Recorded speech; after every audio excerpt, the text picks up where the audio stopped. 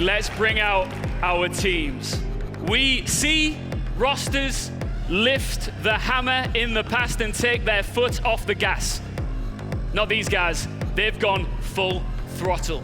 It is your reigning world champions, G2!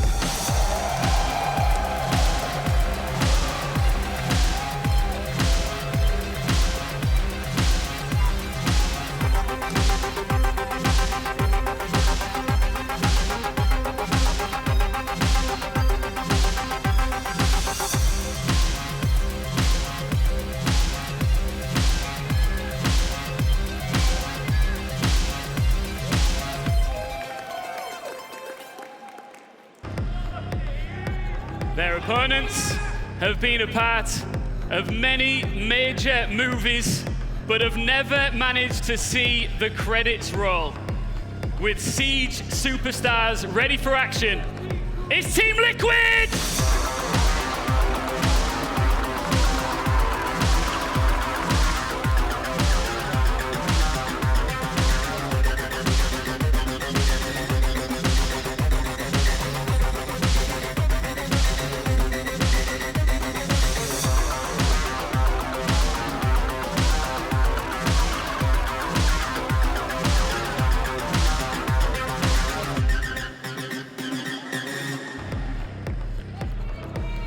Palu, stay where you are. Alamau, please come and join us front and center here at the stage. Palu, first things first, you and your team always show up when it comes to the footwear. Yeah, of course. The full uniform, right? I love it, I love it. Now, Alamau, let me take you back to April the 30th. You tweeted, and I quote, "Please give me Liquid." Here they are. What now? Now we beat them. Palu, he seems extraordinarily confident. You know he's renowned for that. You know that G2 are, of course, the reigning world champions. Does that statement make you feel at all nervous? I think you forgot what happened the last major in Charlotte and the last BO3, right? Yeah, I remember that. You haven't forgotten, huh? Now, you, of course, know exactly the weight of the hammer. You've seen this trophy up here. Looks pretty heavy, but I'm sure you'd love to lift that high in the air on Sunday night, too. Yeah, I already have one similar back home, so I'm ready for this one.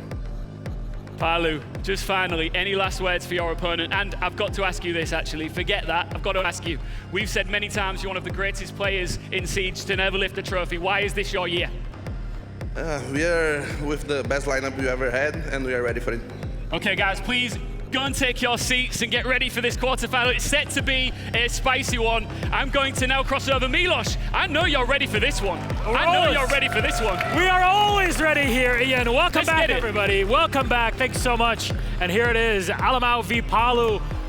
G2 got themselves a game versus Liquid. We'll see if they'll actually capitalize on that in the server. But now in Copenhagen, hello. Welcome back to the Analyst Desk. I'm Ashamatic, your host. With me are now Jesse and Alfama. Hello, hello, hello. How are you guys doing? Oh, it's been good. The game so far, we got 6 maps out of 12. I'm looking forward to getting 6 more tonight.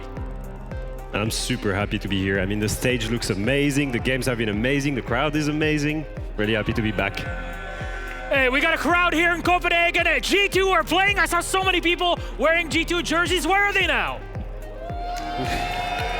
They're around. They're gonna need way more than that once we get into the game. Ay, ay, ay. We're gonna have to work on it as we go through the day. But it's a big match for both of these squads. What do we think about G2 and their chance? I mean, G2 versus Liquid, this is a match that's happened many times in the past, and it was actually almost 5 years ago exactly when Team Liquid down in Atlantic City beat what would soon to become G2 for the only S-tier event they've ever won.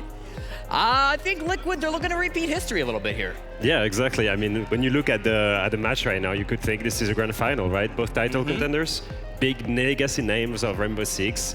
The only difference is one is actually a world champion and the other one is still waiting to gain his major title. Technically, one of them is a triple world champion, but that's a question and I guess an answer for another day. But it's time to kick it off. G2 versus Liquid. The strengths of G2, ooh, where to start? Liquid, who?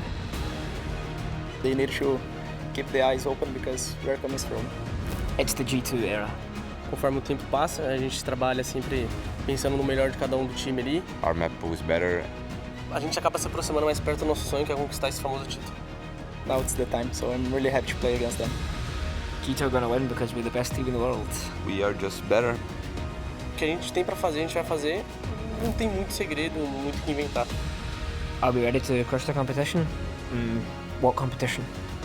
Cara, uma coisa que eu gostaria de dizer pros rivais, né, principalmente o alemão, há um ano atrás você foi eliminado de um Major e amanhã a história se repete.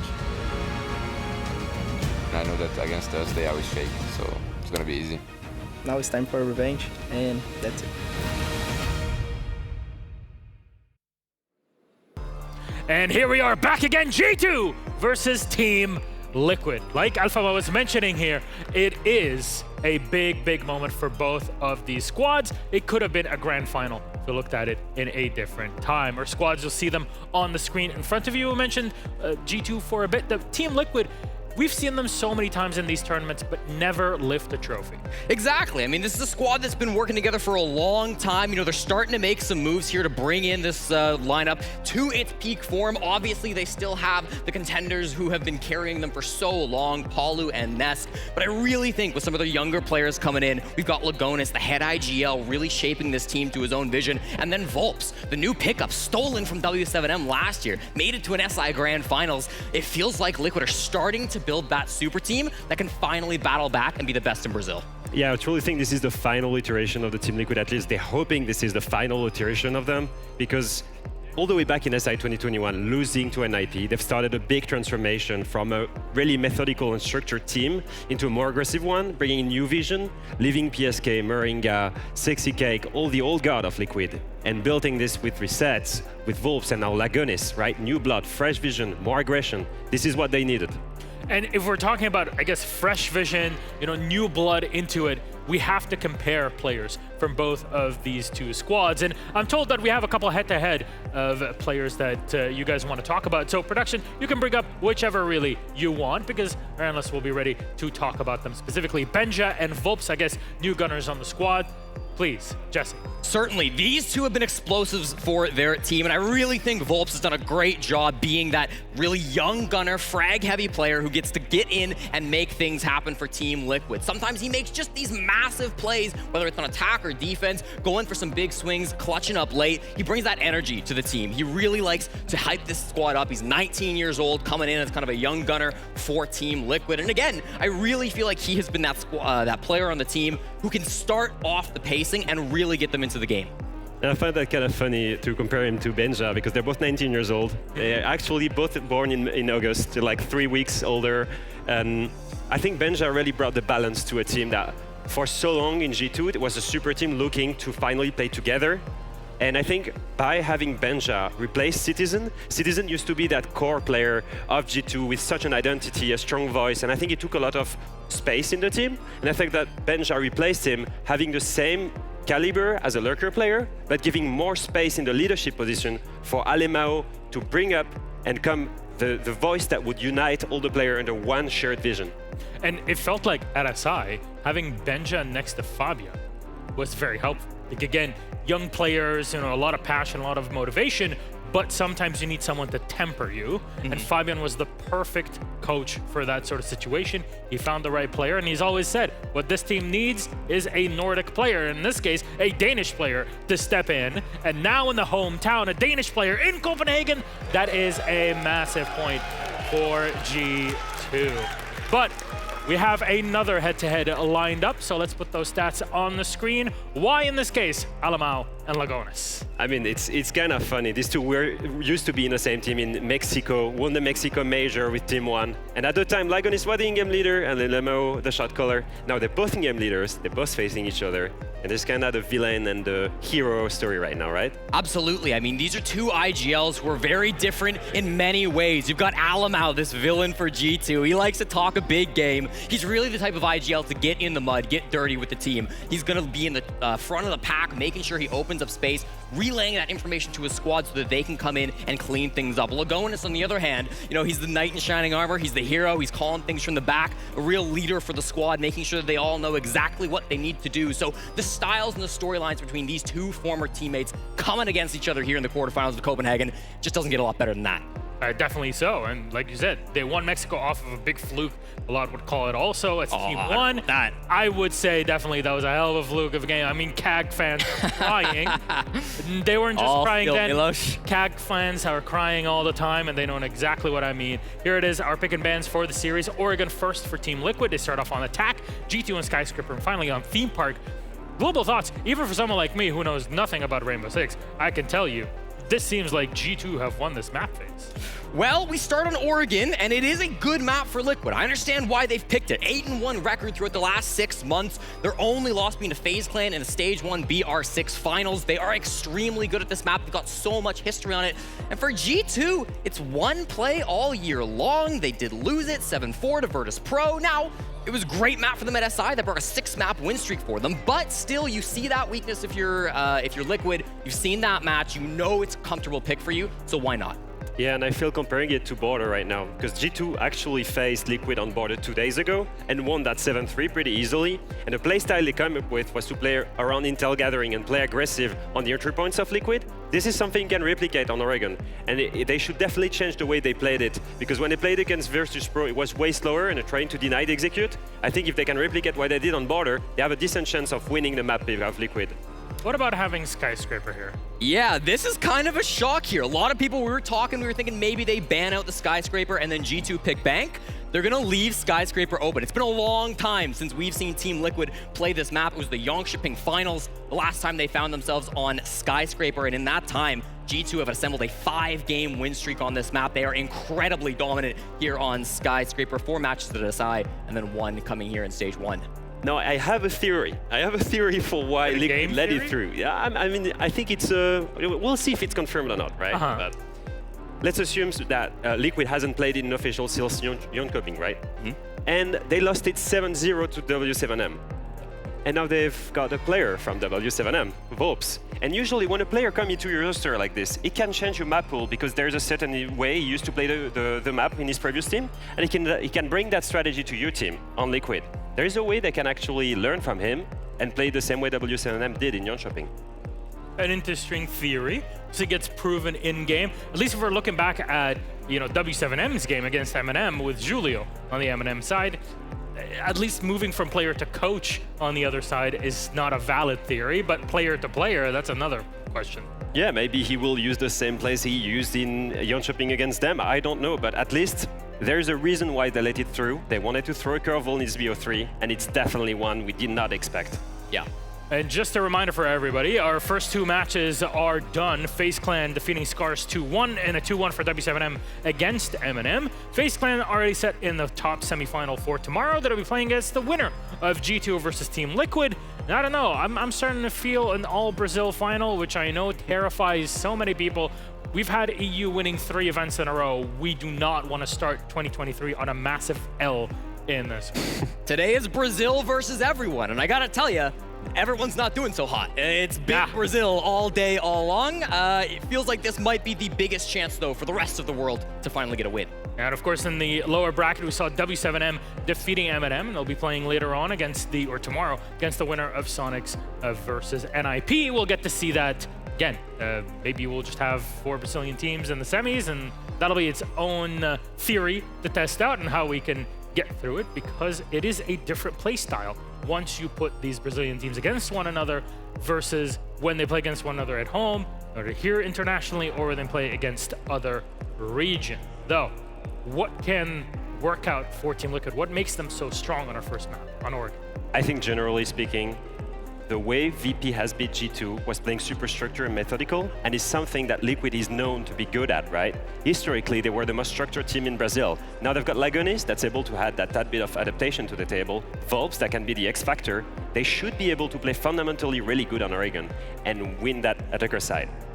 For me, this is 2 teams who are exceptionally good at preparing strategies and coming out with stuff that you're not going to expect. I think both of these teams throughout the Swiss stage played maps and played them in incredibly new and diverse ways that we really haven't seen from teams in the past. And I think when they came out prepared, when they came out with a really fundamental, great defensive strategy, we saw both teams finding success. We saw G2 doing it with the Cafe, beating both Eminem and VP in two very different ways. And then for Team Liquid, we saw Chalet, really interesting setups coming through from Chalet with the Castle and Mira. We saw Clubhouse being played multiple different ways against both Dark Zero and Wolves. I think the creativity from these two teams, we're really going to see it today, especially because they've had so long to prep for this game.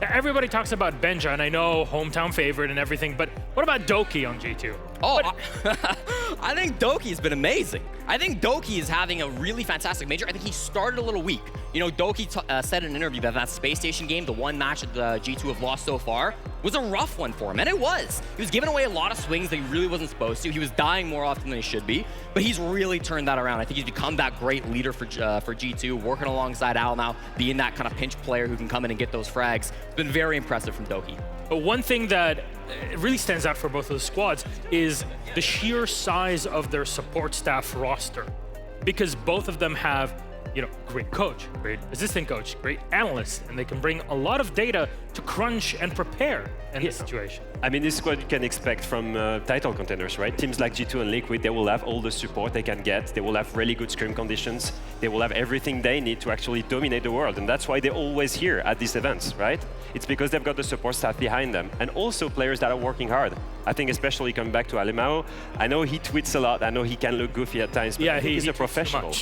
Yeah, I actually think he's a professional. He takes so much time preparing these counter strats. I think only for the border game, he spent like 4 or 5 hours prepping for this BO1 only. And I think maybe facing his former teammates in Lagonis and his rivals of Brazil, maybe he gave him more motivation to work this game really hard. Yeah, I feel like, it really takes a good coach to be able to sit down and explain a map ban phase like so in depth, so precisely, and so knowledgeably. And for Fabian last night to come down and do that with a completely made up ban phase. With Dev Marta, myself, fresh down at dinner the other night, he completely said the wrong ban phase that was coming through on purpose. And he explained it without missing a beat. So for him to be able to be so confident and so knowledgeable to be able to do that for a map ban phase they weren't even going to play, I think that really speaks to the experience that this team has as a roster, and of course Fabian as a coach coming in for G2. The support staff cannot be underestimated from either of these squads. I've seen Fabian's ability to make something out of nothing, to not say a different way of words, in this case, or a different sequence when he was on the EUL desk, and I'm sure that it's translated also into his coaching position with G2. And now here he is, 3-time world champion, standing behind the players, but has repeatedly said, I don't want to be the person to do the interviews or to be in the media content because I want these youngsters now to be the next generation. I'm old. This is not on me anymore. It's on them. You're old, I'm not. I mean, hey, well, is that personal when you put that here or what? But I'm actually 22 and already retired, man. That's true. You played Mira all the time. Yeah, that's why. I probably went older. You know why? I probably went older because I was playing support and I had so many tense situations. That's probably it. How does it go? 20 seconds on the clock? No. We're not getting back into this one, please. No, I mean, listen, these two squads, Alfama may be aged by the stressful teams that he was on, but these two squads have been as well. I mean, G2, this team's been around the block for so long now. They've been together as a roster. They've won the World Championship. But then you look at Palu and Nesk. I mean, these are two players, specifically Nesk, who's been around for so long. Oh, yeah. Really been struggling to get to the very top of the world. Obviously, there was that play back in Atlantic City, but it's been so long that he's been hunting for a hammer, hunting for a real big tournament win. And to come in against G2 in the quarterfinals, I would say it's kind of an unlucky matchup. But if he can force us into a match win for themselves, make it an all-Brazilian semifinals, I think they'll be happy. Oh man, you just hurt so many people's hearts. So you know what? Oregon, who takes it? Give it to me quick. Players are ready. It's their map pick. I'll go Liquid. I go G2, if they adapt really well. All right. Copenhagen, are you ready? There we go. We got a European team. We got G2 versus Liquid, two of the best teams in the world, and our casters are ready. Take it away. Thank you so much, Kassan and the guys on the desk. I don't know about you, but I reckon it's about time that the world champions took the stage. It's G2 versus Liquid. Mandy, it really does not get much better than this. Absolutely not. We've got a big crowd here in Copenhagen. It is absolutely buzzing, but we also know that there are plenty of you watching from home today. So wherever you are in the world, Thank you so much for joining us, and we hope you enjoy some Rainbow Six. And this should be a banger match for G2 is to go back-to-back, which no team has done since Empire back in 2019. No team has ever won an SI into a major. G2 could be about to break that streak. But for Liquid, the name of the game is revenge. That's exactly right. Liquid, they were such a high-performing roster, right? They've been at so many international events here time and time again. So much consistency goes into this team, but they never seem to be able to take the trophy to their name. G2, though, they just come off the back of SI champions. But can they do it twice? It's a great question. It's Volps versus the team that stole his hammer in Montreal. Alamau versus Lagonas, former teammates and champions in Mexico. And it's about time we get stuck into it. G2 will be the favored team according to the social prediction.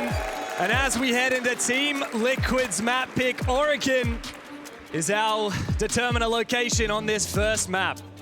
So Alamau put out a pretty telling tweet that we just happened to read while looking on the desk, and he seems pretty confident that after the map veto, G2 are going to take it nice and easy. Now, do you agree with that? Let's be real, Alamau talks a lot of smack. He's kind of known for it. He does. And he especially loves to taunt the Brazilian teams. He fled Brazil to go and join a team in Europe. And he knew going into this bracket, going into the finals, he wanted to go up against Liquid. He tweeted out, in fact, right before the bracket was drawn, he said, "Give me Liquid." Well, Alamau, your wish has been granted, and it's about time that you get stuck into your opponent's map pick. Liquid have taken us to Oregon. The stage is set, the players are in the server. It's time to kick off G2 versus Team Liquid. Big matchup here as the band phase will start out here in Oregon. Really curious as to the approach for both of these teams. Both of them have this very adaptable attacking style. It makes me curious as to whether they're going to ban out something more fundamental or try and go for a target ban. Okay. Not something you see every day. Capital. When was the last time we saw a Capital ban? Well, I feel like in this current meta, you really want to ban out those disruptor, area denial-like kind of operators, right?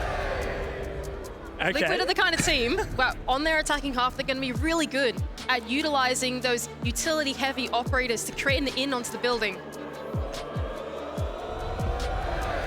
A smoke ban from Team Liquid. Wow, okay. I feel like we've hit quite a spicy ban phase here, man. Yeah, look, not just that, but they totally just banned out Doki's Iana, as he's just put in the chat as well.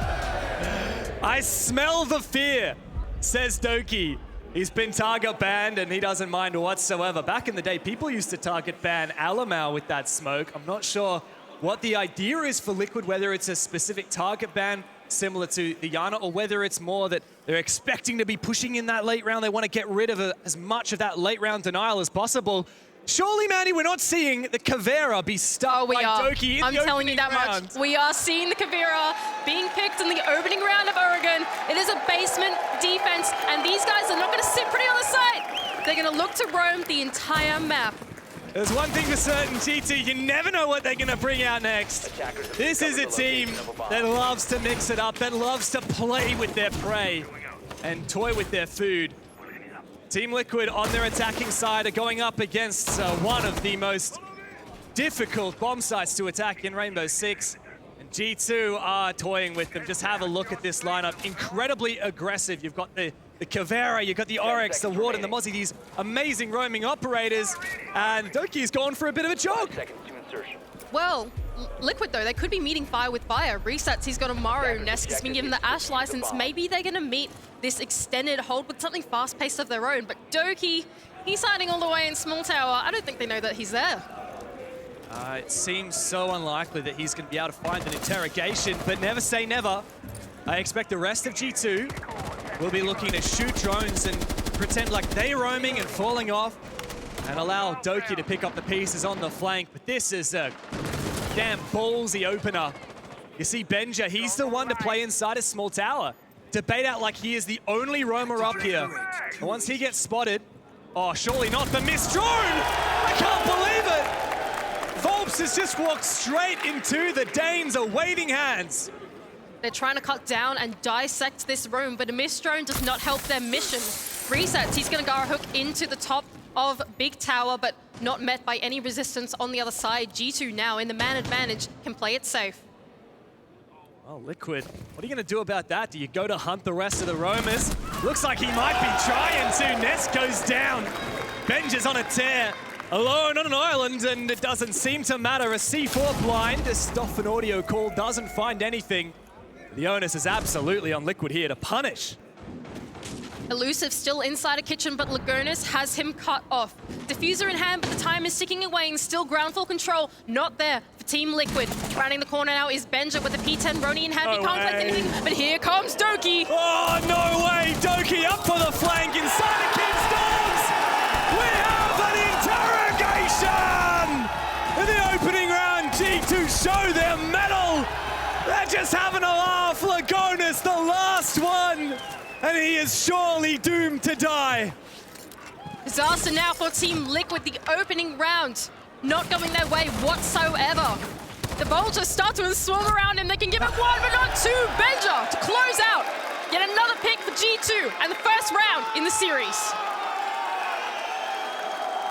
The first time a Dane plays on stage on home turf and he finds a 4K in the opening round. This young prodigy has fit like a glove on G2. He's already a world champion only 31 days after joining the roster. And now he's just having fun, running around the map like nobody's business. This is not how you start the mission if you're Team Liquid. This is your map pick, and in the first round, you've already been made a fool. A Kavira interrogation, unheard of at this level of play. I honestly cannot remember the last time that we saw an interrogation on a major stage. There have been very few, and well, Doki's just toying. He's just having a laugh. Benja as well hit some nasty shots in that round. For Liquid, that's got to be a tilter. How do you come back from that? You've got to give them respect from here on out, right? G2, they've just made fun of you. Now it's time to play the cautious game. Lean more into that roam clear. We can see Volps and Palu both picking off onto roam clear operators, right? We've got the Dokkaebi. There was a Lion. Actually, both of them are gone now. So this would indicate to me maybe they're going for something more direct. They don't even want to address the roam at all. They just want to cut down on the site. Not a bad idea, but you've got to get to the building first, and Benja's not interested in letting that happen. Scary stuff here. Decide to back off. No one coming around the garage side of the map, but for Liquid, for me, the onus is on him, but hang on a moment. Benja's just heard the Garo who go off from resets, who's now all the way on the roof, in fact. Hasn't actually entered into the big tower yet, so here we go. Liquid playing the respectful and cautious game. Not getting in too early on G2. Good drone work, and of course the Lion. When G2's running around like little rats, of course he's gonna bring that out. Good read from Lagonis, just one round in. What Liquid are trying to do here, they'll have to get a move on with. You can see, as you said, Manny, so respectful, but that just means that time's ticking away. Well, that's what you got to do when you play against G2, right? These guys play such a proactive defense, the most adaptive team, in my opinion, the entire remaining 8 roster here at these finals. They're going to be on that front line. They're going to be facing you as you come into the building. You need to be respectful as you walk in. The second line scan to bring out almost 4 players on drones there as well. They're really cautious to enter this building. G2 know exactly when to dial it down as well. Have a look at this. Doki's just playing this really passive game. Oh, he's actually made his way back into Master. Benja finds the opener with a C4. But hang on, here comes Volps and Palu straight into the site. G2 somehow managed to find one out of it. Alamau, he's got a kill. Benja's doubled on down, and Team Liquid, a nice attempt, but Alamau says absolutely not. Palu with it all to do inside of the site. 4 players to find. He's picked by Doki. G2 take absolutely no prisoners, and it's an easy retake. It was a good try there from Team Liquid. They tried to hit the double window side of the map, come up wide, come up behind the defense of G2, but Alamau was there and he was ready for it. He had this really aggressive setup on side of the closet, right? And he could rotate into the front of the site and to the back of the site as well. He completely shut down that attack from Team Liquid. It was unsuccessful. G2 fans coming out in full force already. We're just 2 rounds in, but this has been a dominant match. Even though we've barely begun. 2 kills in 2 rounds for the entirety of Team Liquid. And The replays are really just a Benja highlight package. Let's have a look at this C4. Just perfect teamwork, isn't it? Doki calling out, hey, there's a player up here. Alamau almost caught out, but he ended up having quite an impact in the round as well. What a performance already from Benja. He hasn't yet died, and he's got, what, 6 kills to his name. The perfect start here for G2 as they make their run through the finals bracket. The next bomb site of choice will be Meeting and Kitchen. Tertiary bomb site, of course, as they've won the previous 2, and it looks like G2 are going to look for a bit of an extension over onto the top floor. There's not too much going down inside of the small tower. It seems like Liquid have identified that. They've put 2 or 3 players over on that side already. Meanwhile, pressure from the big towers we've seen time and time again as well, just trying to pinch out both sides of the map and see where the opportunity comes from. We haven't really had a proper round yet from Liquid, have we? But perhaps, as you said last round, going more direct could be the play. It's what Liquid tried, but unfortunately, Alamau put a stop to it. This round, it seems to be, I don't know, a bit of a mix for Liquid. They've got some set up directly towards Big Tower, and here some towards Small as well. Palu on the Hibana just clearing out some of these castle barricades. I like this from Team Liquid. They're putting pressure on every side of the map. They're keeping the defense guessing, making sure that G2 don't exactly know what's going on. It's unpredictability is the name of this game, right? They've even got control inside a garage and are about to cut down on this meeting setup, although Mute Jam is going to stop their way. This is not super easy now for Liquid. A lot of information to gather. Alamau with the M870 on Thorn, not something you see every day. He's playing on these rear stairs. He's got some barbed wire to assist. This is a very awkward setup for Team Liquid to tackle, as Alamau actually gets a little bit aggressive here. Nice off position for Alamau, but he's flashbanged out of his position, forced to retreat back down to the stairs. 2 Liquid players now have entered into the building, but might not realize they can still see through the little footsie holes. Nesk, though, he's completely away. He turns around and collects a second. The timing was perfect there for Nesk, and now Virtue, he's got no clue what's going on. Doki and Benja to pick up the pieces in a 2v5, but it could well be nigh flawless for Liquid. Poor Benja, 7 kills. 0 deaths, surely that's about to change. An 8th kill for him, but the cutoff from Volps. Liquid are finally on the scoreboard. They absolutely needed that. Onto the tertiary bomb side as well, they did a great job at picking apart the defense of G2, pressuring both sides of Small and Big Tower, and then finding the point of least resistance for them to make their way. And it was really Nesk that opened it up, finding a small hole into that kitchen hallway and collecting 2 that really opened up Big Tower control to their name. And really fantastic work there from Team Liquid to find that opening and claim a round. It's similar what we've seen 2 rounds in a row now from Team Liquid. This very opportunistic, hey, I think I see an opening, let's go for it. Volps tried it with Palu in the second round on that Dorms attack, but unfortunately, just not checking corners correctly meant that the round was not theirs. But Nesk here really made a massive headway for Liquid by getting those first 2 kills. From then on out, it was a spiral. As we so typically see for G2, sometimes if the rug is ripped out from underneath them, they get a little bit ahead of themselves. And now that Team Liquid have found their first round, I'm starting to feel, Mandy, like that momentum that G2 had asserted is starting to slip away, and Liquid might have finally woken up. Well, what worries me is that G2 can go back down to that basement bomb site, and they were really dominant on the first round. Now we're seeing a very different philosophy here. There's no more Kavira, lo and behold. There's still the Oryx, so they can still be mobile here on the ground floor in their room, but it's a little bit more reserved towards the bomb site. Ben just gone onto the Goyo. He's going to set up for the late game. And Alamau somehow has found the opener onto the Maverick. Not exactly sure where that went down. I think that went down onto blue. In blue, okay. Yeah. It's not bad. Unfortunate, trying to get that blue bunker early, but was met with a little bit of aggression on the other side, and so Team Liquid are down on their Maverick. Now, this is really important, right? There's Cade on the board, and so having Maverick was mission critical to try and getting open some of these hatches if Hibana can't do so. And so now Lagonis, making his way in from lobby, has got a lot of work to do as the only remaining support. But it looks like, once again, Liquid have found an opening and they're sending it down. 2 players have made their way down the freezer stairs. Now it's a very awkward position to push while the wall is open. Benja! He's broken double digits in just 4 rounds. He's having the time of his life. And well, what do Liquid do from here? Tough here from Liquid. It's time to back up and have a chat, really. You've got a full minute and 40 seconds left on the clock. you may as well have a chat about what's happening next, right? G2 have been so dominant. Benja, in particular, 10 kills to his name. Blur hasn't even got one. Neither is Virtue. To be honest, I don't think most of the G2 players have ever even found themselves in a position where they need to. Bench has just been straight farming. Nesk is waiting for over-aggression, but I just don't think that's going to happen. G2 are cold as ever. Yeah, they're playing a discipline game, even in 5-on-2. Look, they can give Nesk one, that's Virtue. He's looking for his first. Isn't able to find it, but Alamau is...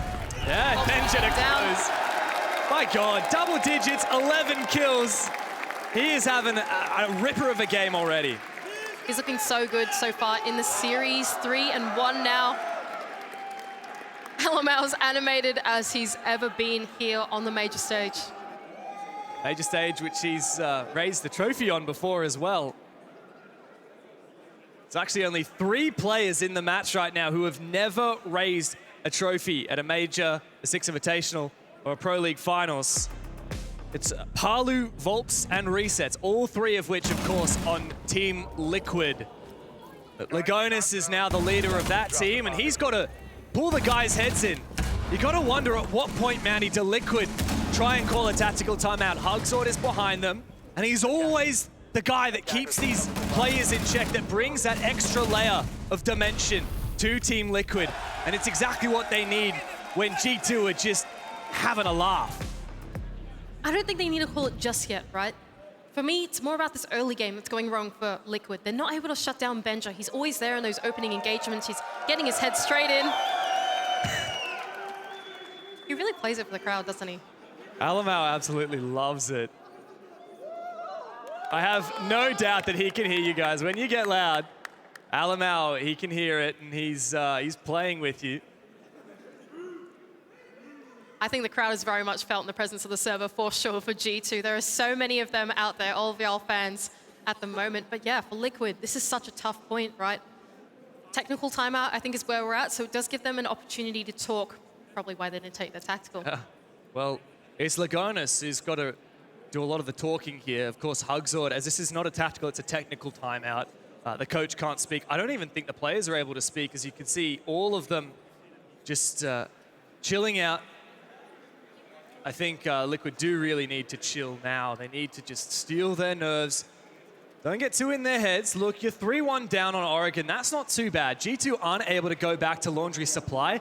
This could very realistically end at a 3-3 half. Liquid just need to pull their heads a little bit on those Dorms attacks, and they could definitely find 2 in a row here and even it going into their own defense. I think it's exactly right. I think it's time for Liquid to recompose and try and win out on these early games, because really, it's just the getting into the building and actually winning the entry fight that's not quite going their way. The man advantages are almost always swung in the way of G2.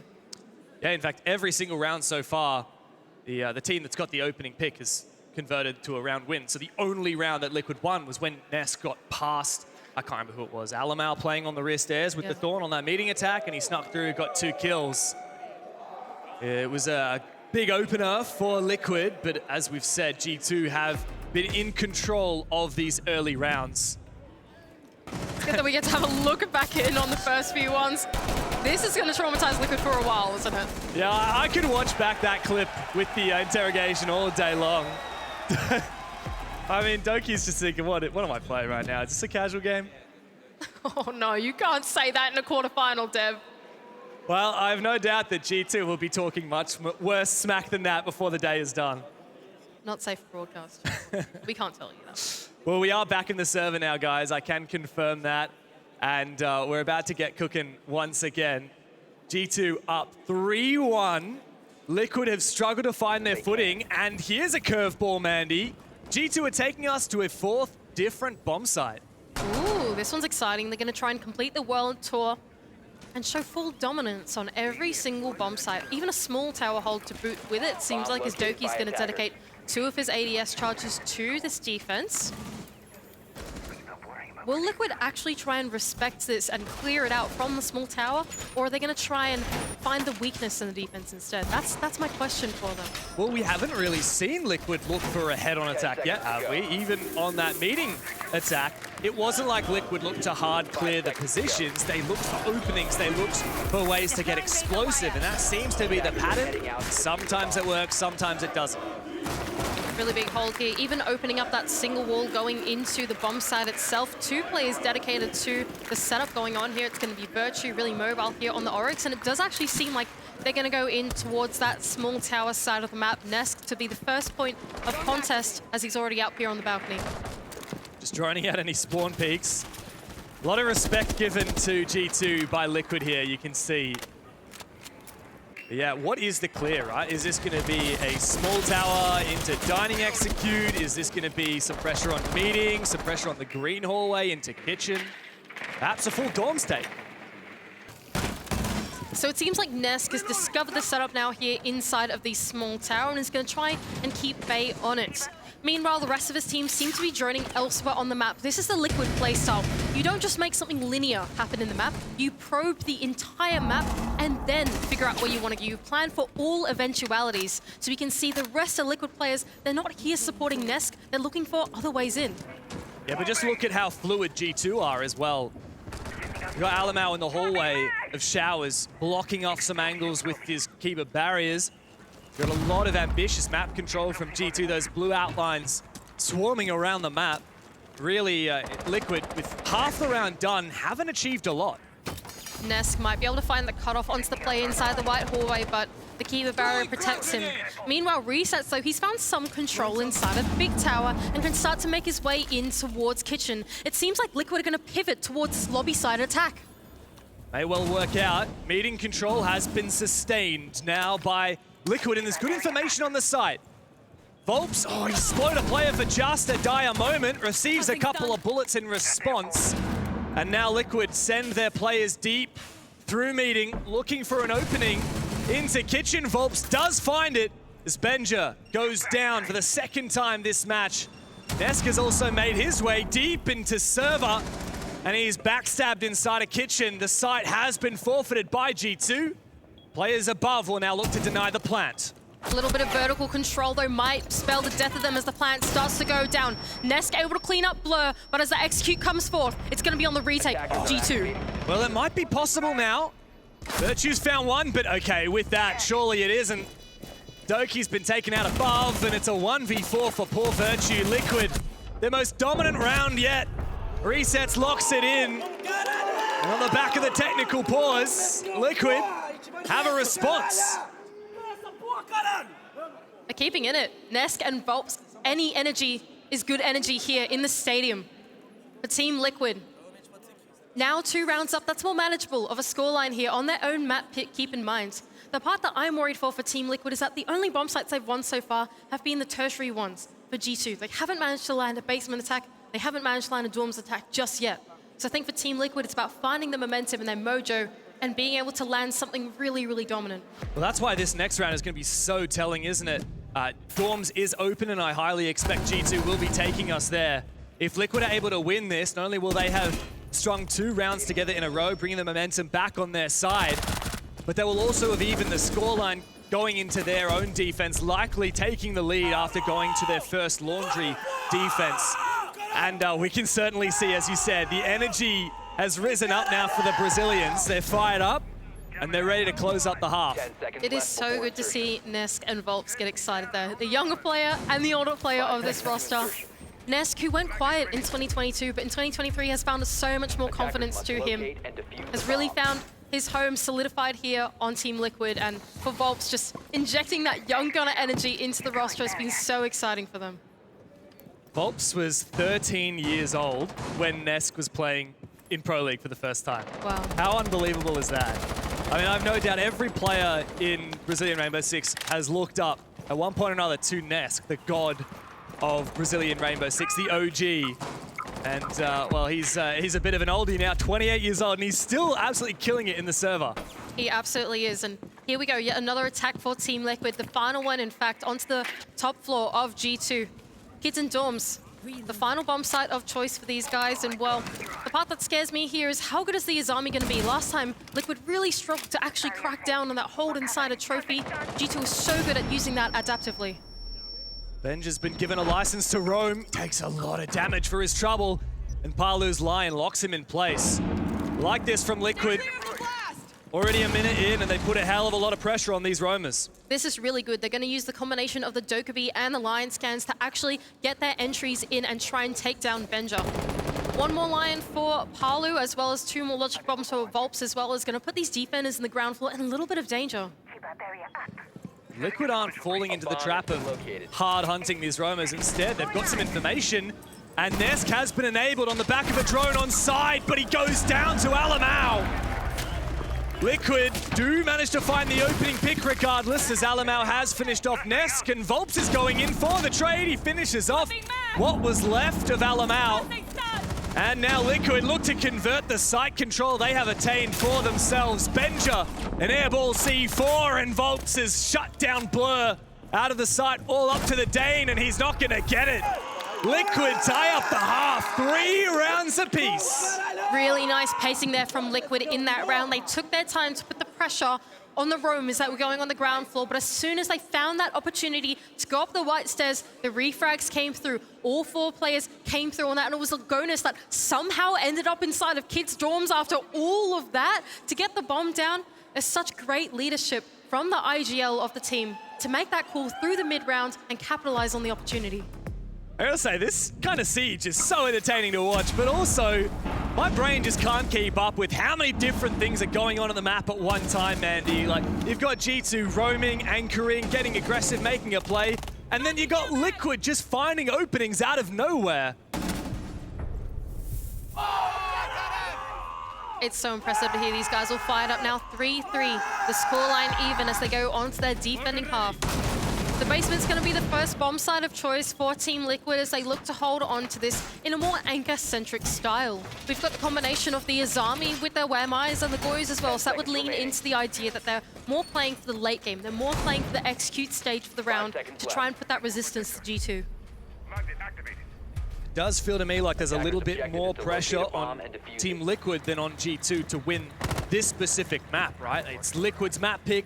They played it just the other day against Wolves. It was a good 7-5. In contrast, G2 lost this in EUL to Virtus Pro.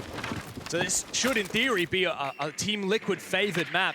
Now they've got to prove that it was worth picking on their defensive side, but G2 are wasting absolutely no time whatsoever. Benja very efficiently droning himself up into Master, being very cautious to C4s. Notice the way he stopped running to prevent Liquid from getting the timing on a potential C4 through the floor, as Doki has also made his way in the building. Well identified from G2, realizing that Team Liquid have given them a lot of respect through the map. Full map control on both the top and the ground floor has been given away to the attack, and they're making their way in nice and quick. A full 2 minutes left on the clock, and Blur's already getting these hatches open. It's a really quick time for G2 to set. Yeah, and have a look at that. No Kai to deny these hatches as well, so Blur's gonna make real quick work of them. 1 minute 50 left on the clock, Mandy. And G2 are looking very good. They've got full map control, they got these hatches open, and they can start setting their sights on clearing out this utility that Team Liquid have brought to the table. Yeah, so from here, it's about constructing the execute that they want to go for. They want to enable it with the Ying on Alamau. The IGL, he wants to put himself in the push with the flashbangs, but Palu is on the other side with the Warden. They cannot face him head-to-head. They need to isolate that gunfight first before they go for that execute. So where will that execute go down? Will there be pressure outside of Blue? Will there be pressure from the electrical hatch? Is this going to be a front take? It's hard to know as of yet, as Team Liquid are still darting their way around. Doki has, however, opened up this barrels wall, and Nesk is trapped in a corner. But do they know that he's even there? There's no way they're going to get a drone, and it's like they try to drop the E-box hatch, but Nesk can collect one, a second, a third, to his name as G2 funnel into the defense of Team Liquid. Oh, he's just insane. He finds the 3K, but G2 do find 2 kills out of it. It's up to Blur and Virtue, but Nesk, 4 kills, can't be a 5th. But it might not matter, Virtue's not going to be able to clutch the rounds. Team Liquid have stolen the lead. There's no way that they could have known that Nesk was in that position. Great choice for him to be somewhere that they had absolutely no info from. And as they went for that hatch drop, he completely just collected all those kills. They didn't even look at him. Absolutely no clue. G2 caught out lacking. However, you got to consider that is just laundry supply. That is the hardest bomb site to attack on this map. So G2, they won't dwell too much on the mistakes of that round. They'll just say, all right, GR, let's go next. That's exactly right, and what that means is Liquid is going to go onto a tertiary bomb site, right? It means that they've got to pick something that is in the basement, not something nearly as strong, and the next bomb site of choice for these guys is actually going to be the kitchen and dining. Wow, my gosh, 4 kills for Nest coming through in the replays. Could have been an ace there. Yeah. I think it was just a bit of a run out of bullets kind of situation with that Karatos. What a reaction from Ness. I don't think I've ever seen him get so animated. Not in the last couple of years. It's just so great to see Ness back and firing once again. That's exactly right. It means so much to see him back in his form and back in the server with so much energy, right? Last year, there were lots of questions about his age. Was he going to retire? Was this going to be the end for Nesk if Team Liquid didn't claim a win? He looked really unconfident in the server, but Team Liquid, the org, really supported him in these last couple months. And we speak his name, and he finds a kill. A spawn peek onto Blur as he's really turning it up in the server. Hey, Nesk is absolutely godlike. He hasn't changed a bit since he first debuted back in, 2016, 2017 in the Pro League. He was the player to fear. And he showed that age does not matter in esports. He's holding on to this power position inside a small tower, and the onus is on G2. Are they going to look to hard clear him? Will they leave him to his own devices and put their attention elsewhere? Okay, well, Benja seems pretty aware that someone is trying to help out Nest from all the way inside of dorms. Virtue's able to shut him down in his position, so at least one traded back there for G2, 4-4. That's a big pick, and with it, with this drone from Virtue, a lot of map control now afforded for G2. As Resets has pulled on back now, Mandy, we've actually gone to kitchen dining this round. We saw a similar kind of defense from G2, but have a look at this rotation now from Liquid. They're getting very aggressive, getting very active on this defense. Interesting though, because small tower control is really the main push here for G2. They're gonna get this wall open. They're gonna try and use the glass to aid the execute as it comes down. No more smokes though in the hands of the attack, so it's just gonna be used for cover. Oh, but Virtue, he goes a little bit too deep, a little bit too early, and he loses his life to the Showers player of Resets.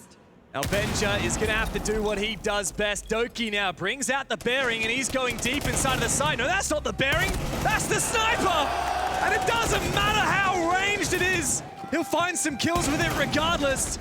Palu, though, does find Benja. The trade comes through once again. Every now and then, you just have a Doki round where he puts the team on his back, and we might have found one here. A 4K will be required for the Scott, as Lagonis is holding on, but I think Doki knows, apparently not. Lagonis saves the round there for Liquid, who now have a 2-round buffer over G2. The captain of the team puts them all on his back as he's able to win that 1v1 out to Doki and claim yet another round. Team Liquid up now in this map. 5-3 is the scoreline. And I think that's what we expected from them on their own map pick. Great grit showed here from Team Liquid to stave off the 3-1 deficit that they started facing down, and now they've got 4 rounds in a row. You see, when you got firepower like Doki, when you got basically all the players on G2 firing on all cylinders, Liquid have to be so careful. They have to back themselves in. I just love Nesk's reaction. How does he inhale enough oxygen when he's shouting so loud? I have no idea. It's actually so cool how mentally these guys are in it. Every single round win, they're screaming their little hearts out, and it's incredible. We're going to go up to the top floor as the next bomb site of choice for Team Liquid to try and put them on match points. We're going to see Palu, who's going to bring along the Oryx, and is going to make himself mobile on the ground floor, and it's going to be aided by the info of Volks, who's decided to bring along the Valkyrie as well. So he's going to inform exactly where the roamers can go, what's safe, where the attack is coming from. G2 are going to have to be quite careful as they enter into the building.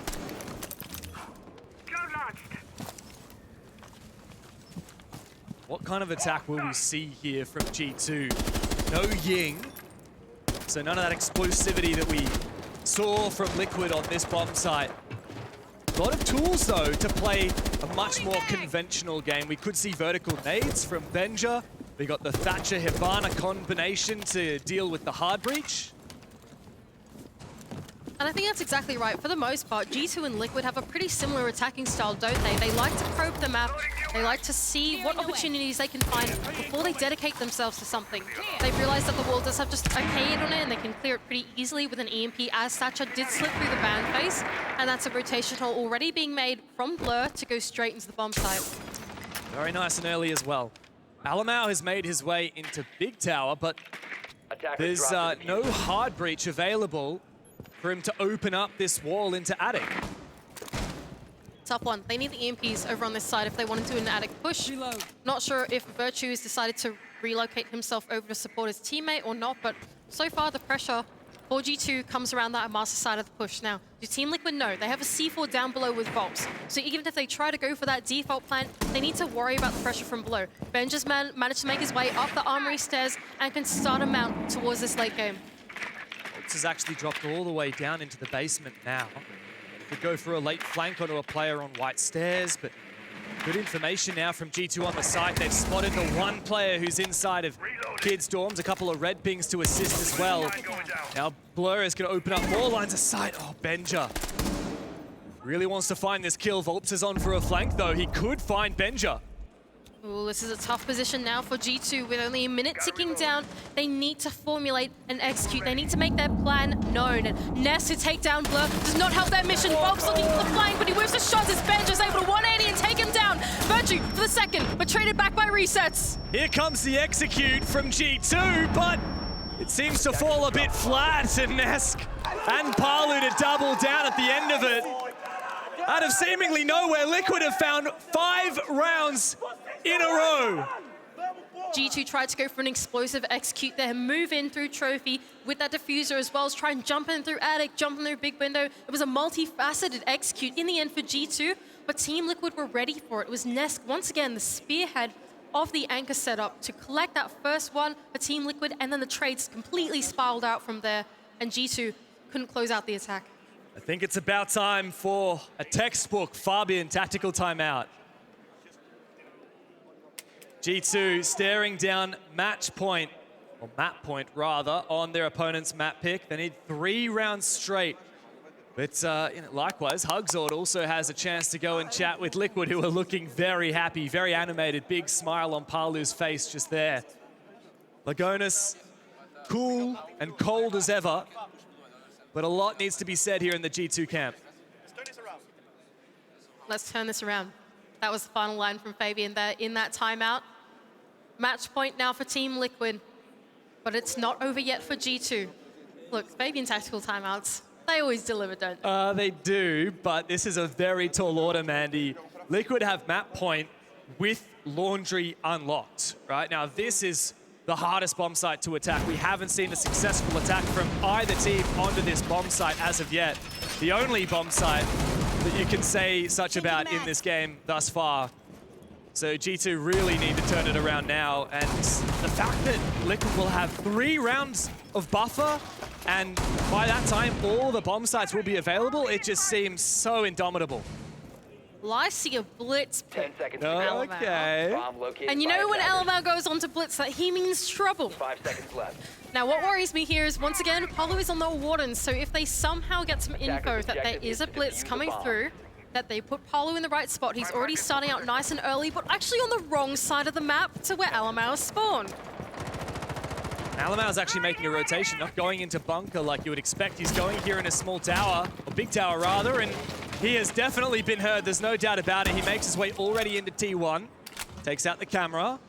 I think Liquid have just fallen off. The great thing here is now Alamau has cut off the rotation of any roamers looking to go back through big tower onto site, but have a look at that. Complete lack of roamers. 5 on site for Liquid. I actually like this from Team Liquid. Their entire lineup leans into playing that anchor-centric setup. They've got the K to try and hold on to these hatches for a little bit longer, and as well as the passive intel and the Banshees of resets to keep this blitz at bay. It's going to force G2 to have to dial it back a little bit, send in some of these explosives, and actually try and clear out what's on the site before they funnel into it and make that mistake again.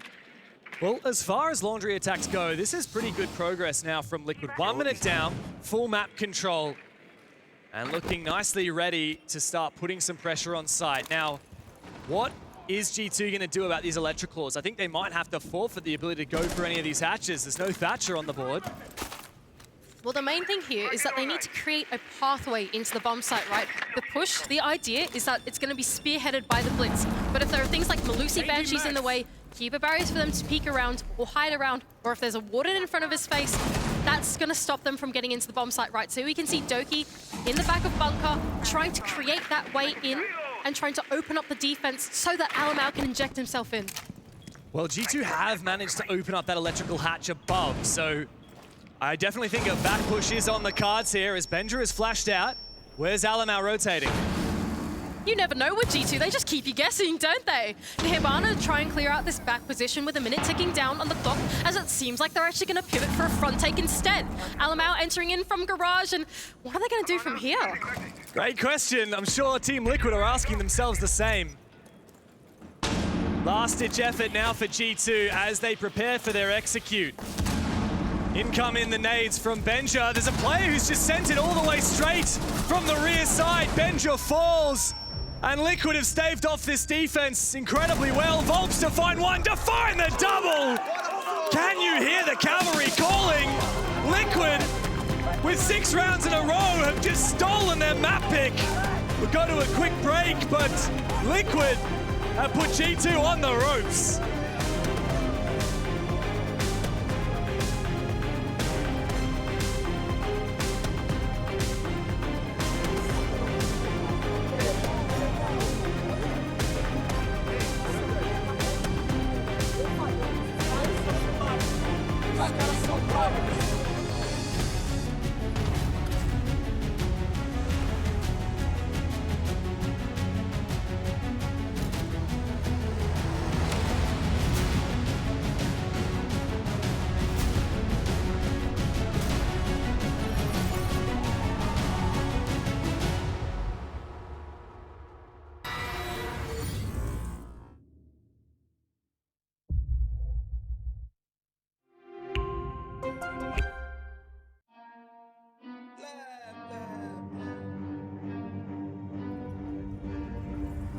I got problems on problems on problems on problems on problems on problems I solve them. I run through the money, the pressure be calling. Left on my blessings, I feel like I'm falling. The birdie is back, tell me I'm garbage. I'm going through something, that's why I ain't calling. Phone and progression is all that I wanted. The phone in affection, I summon and dub it. Cause I got problems on problems on problems on problems on problems on problems I solve them. I run through the money, the pressure be calling. Left on my blessings, I feel like I'm falling. The birdie is back, tell me I'm garbage. I'm going through something, that's why I ain't calling. Phone and progression is all that I wanted. The phone in affection, I summon and dub it. Why you be all on my line about nothing? Why won't you go get you $1 or something? Don't hang with it who line for nothing. I see that we different, you riding, I double. I don't do discussions on bragging about hundreds. Don't go to your places, I know that they sunken. Don't call me your brother, I barely could trust it. I talked to a shorty, she bagging the bucket. And I'ma need all of my dollars on corporate, so hand me the money, I divvy the pie. I'ma give all of my people a portion to build them a fortune on flipping the ride. I can't be mixy when iffy the vibe, and 40 on 50 is really the time. Why are you all on my phone like you want me, like you wasn't pushing the kid to the side? I run through the money, the pressure be calling. Left on my blessings, I feel like I'm falling. The birdie is back,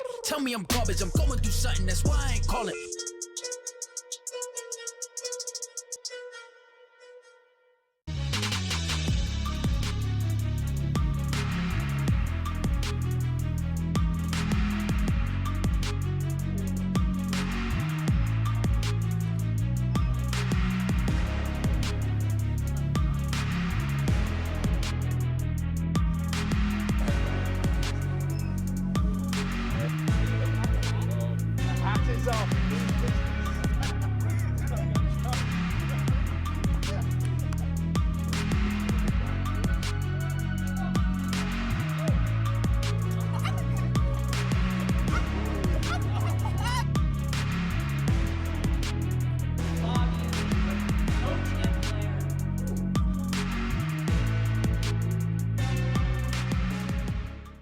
I remember things 7 years ago. Naquela época, tudo era menor. Mais en chacun d'entre nous, la flamme brûlait déjà. Über die Jahre sind wir zusammengewachsen. Y hoy son millones los que nos apoyan. 皆さんの応援は我々の原動力です Ve sevdiğimiz işi yapmamıza olanak sağlıyorsunuz.และสิ่งเหล่านี้จะเป็นไปไม่ได้ถ้าหากเราไม่มีพวกคุณ Devemos tudo isso a vocês Därför vill vi säga Gracias Obrigado ขอบคุณครับ Danke ありがとう Kiitos. Merci From the bottom of our hearts, thank you.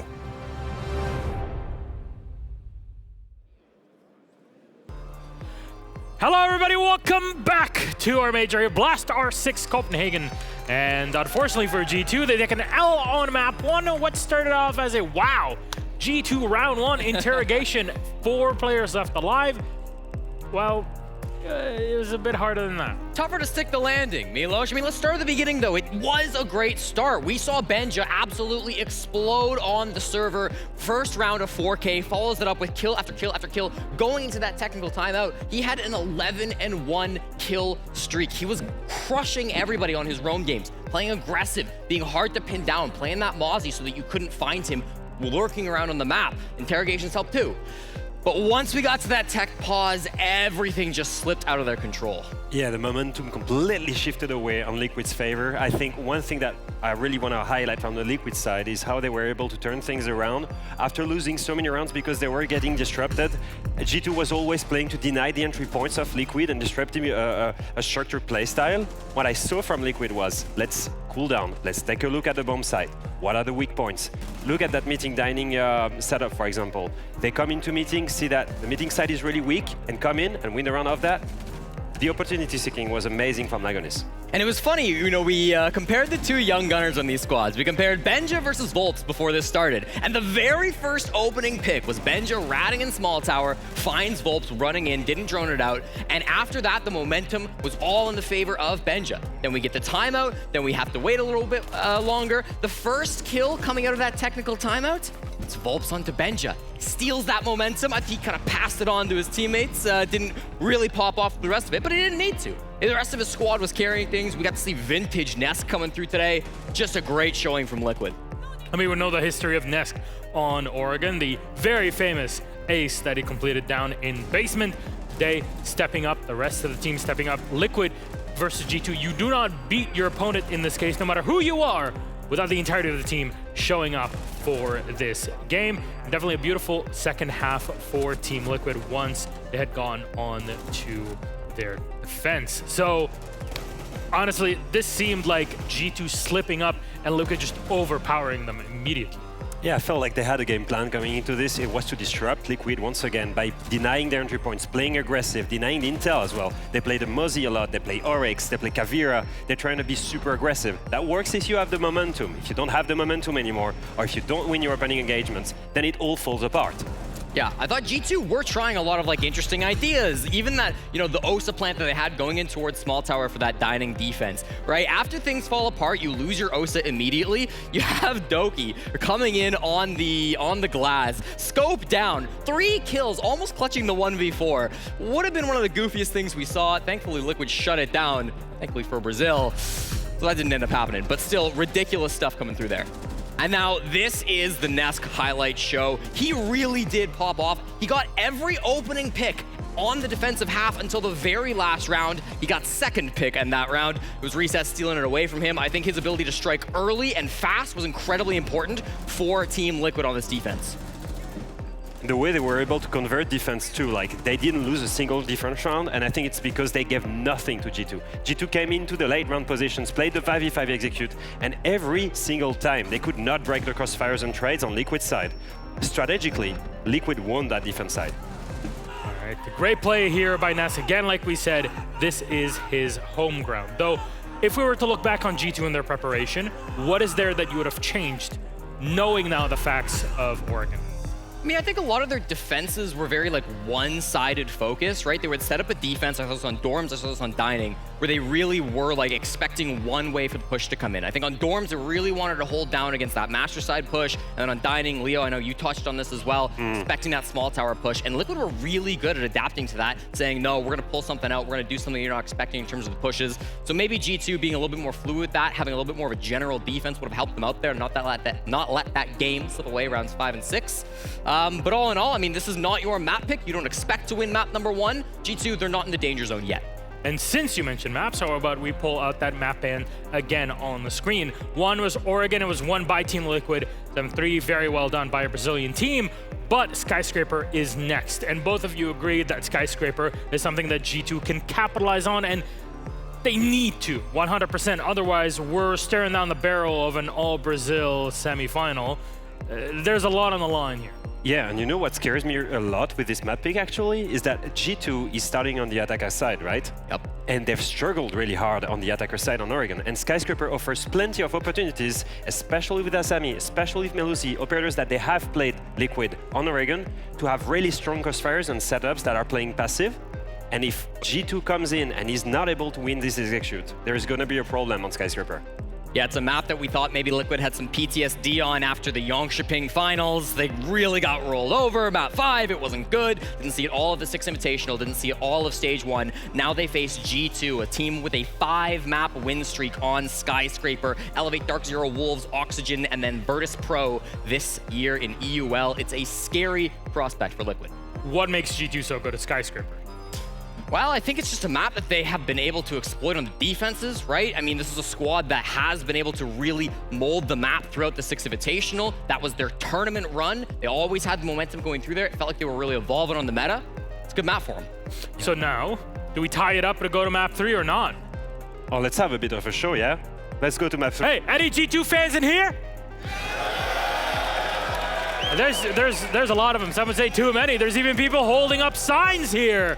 Are we seeing this map 3, you guys? I said we're getting 12 today, Milosh. Good God. Please. Alpha, do you agree? Yeah, I agree.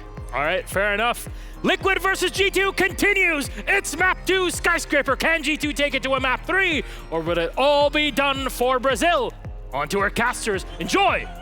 Thank you, Gassan. Look, I've heard a lot from the G2 fans. The Liquid guys, I know they're there. I've seen that flag up behind the analyst desk. But G2, they're the ones that really need the support right now. 1 map down, going into Skyscraper. This is a big pick for G2, their chance to get their heads back in the game and send it to a 3rd map. Mandy, do you want a 3rd map? Yeah, I do, for sure. This was promised to be a banger of a series, and I want to see it delivered to G2 fans. They need your energy right now because they are down a map. It's not looking so good for them just yet. Surely we won't see the world champions be eliminated in the quarterfinals. Surely not. But Team Liquid have momentum running. 6 rounds in a row to close out Oregon. And now we head into map 2. G2 have taken us to Skyscraper. Let's see what they have in store. I'm so excited for this match, Tev. I'm so excited for Skyscraper. It's one of my favorite maps to cast. You know this because you've been casting with me for way too long now, haven't you? And I just cannot wait to get straight into the server. I think that the desk put it perfectly, right? The danger here on Skyscraper. The danger here. I am. Look. Finish your point and we'll get to it. Yeah. Look, the danger here on Skyscraper is that it really leans into that defense, just like how Farmer pointed out, right? So G2 taking out Ace as the first ban.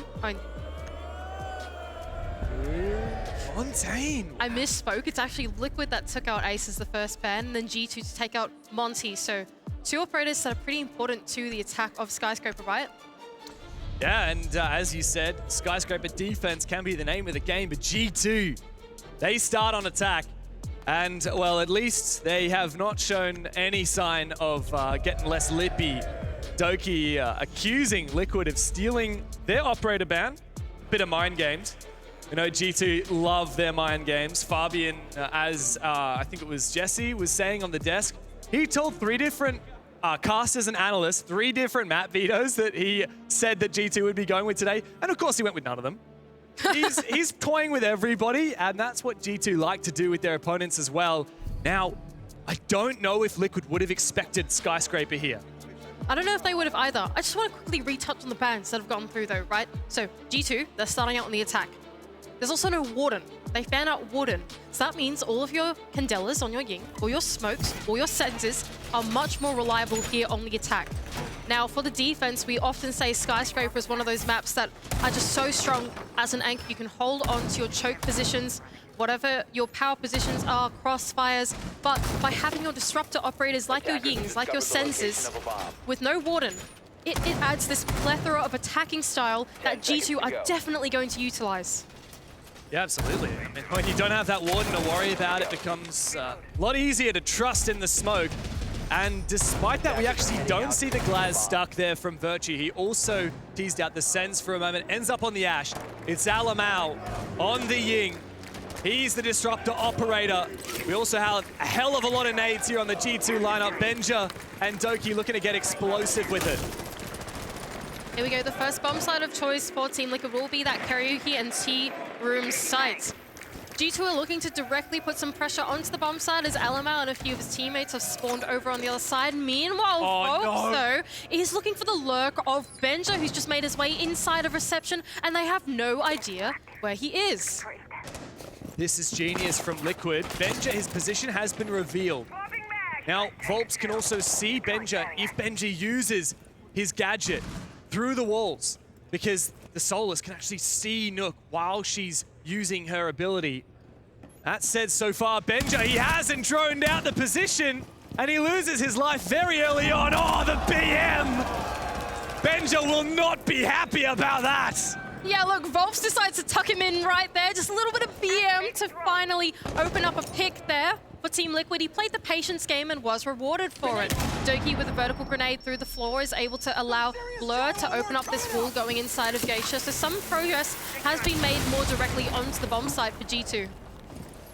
We know that G2 can dish it out, but can they take it back when Liquid start to get a little bit flirty, a little bit saucy? Will G2 tilt, or will they fight back and get more fiery than ever? Alamau talking to his teammates here. He is on the window and he is that ying to enable the execute to go through, right? So you want to be sitting in that position to capitalize on the opportunity at any moment. And that's why he's sitting there and waiting for his team to formulate around the bomb site. The diffuser is in the hands of Blur, who's quite far inside of this Geisha rappel at the moment. So there needs to be a little bit of time, a little bit of enabling, but it's Virtue to make his way in first. Yeah, there is a reply as Virtue goes down. However, G2 have doubled down. Even numbers now. Doki's inside of Geisha. G2 not looking able to get the plant down anytime soon. They need to get inside this building as Alamau swings inside, but easily waits, resets on the other side. What a pre-fire though from Alamau. Nesk and Volps to step it up, but Doki is there to shut down the star player from Liquid.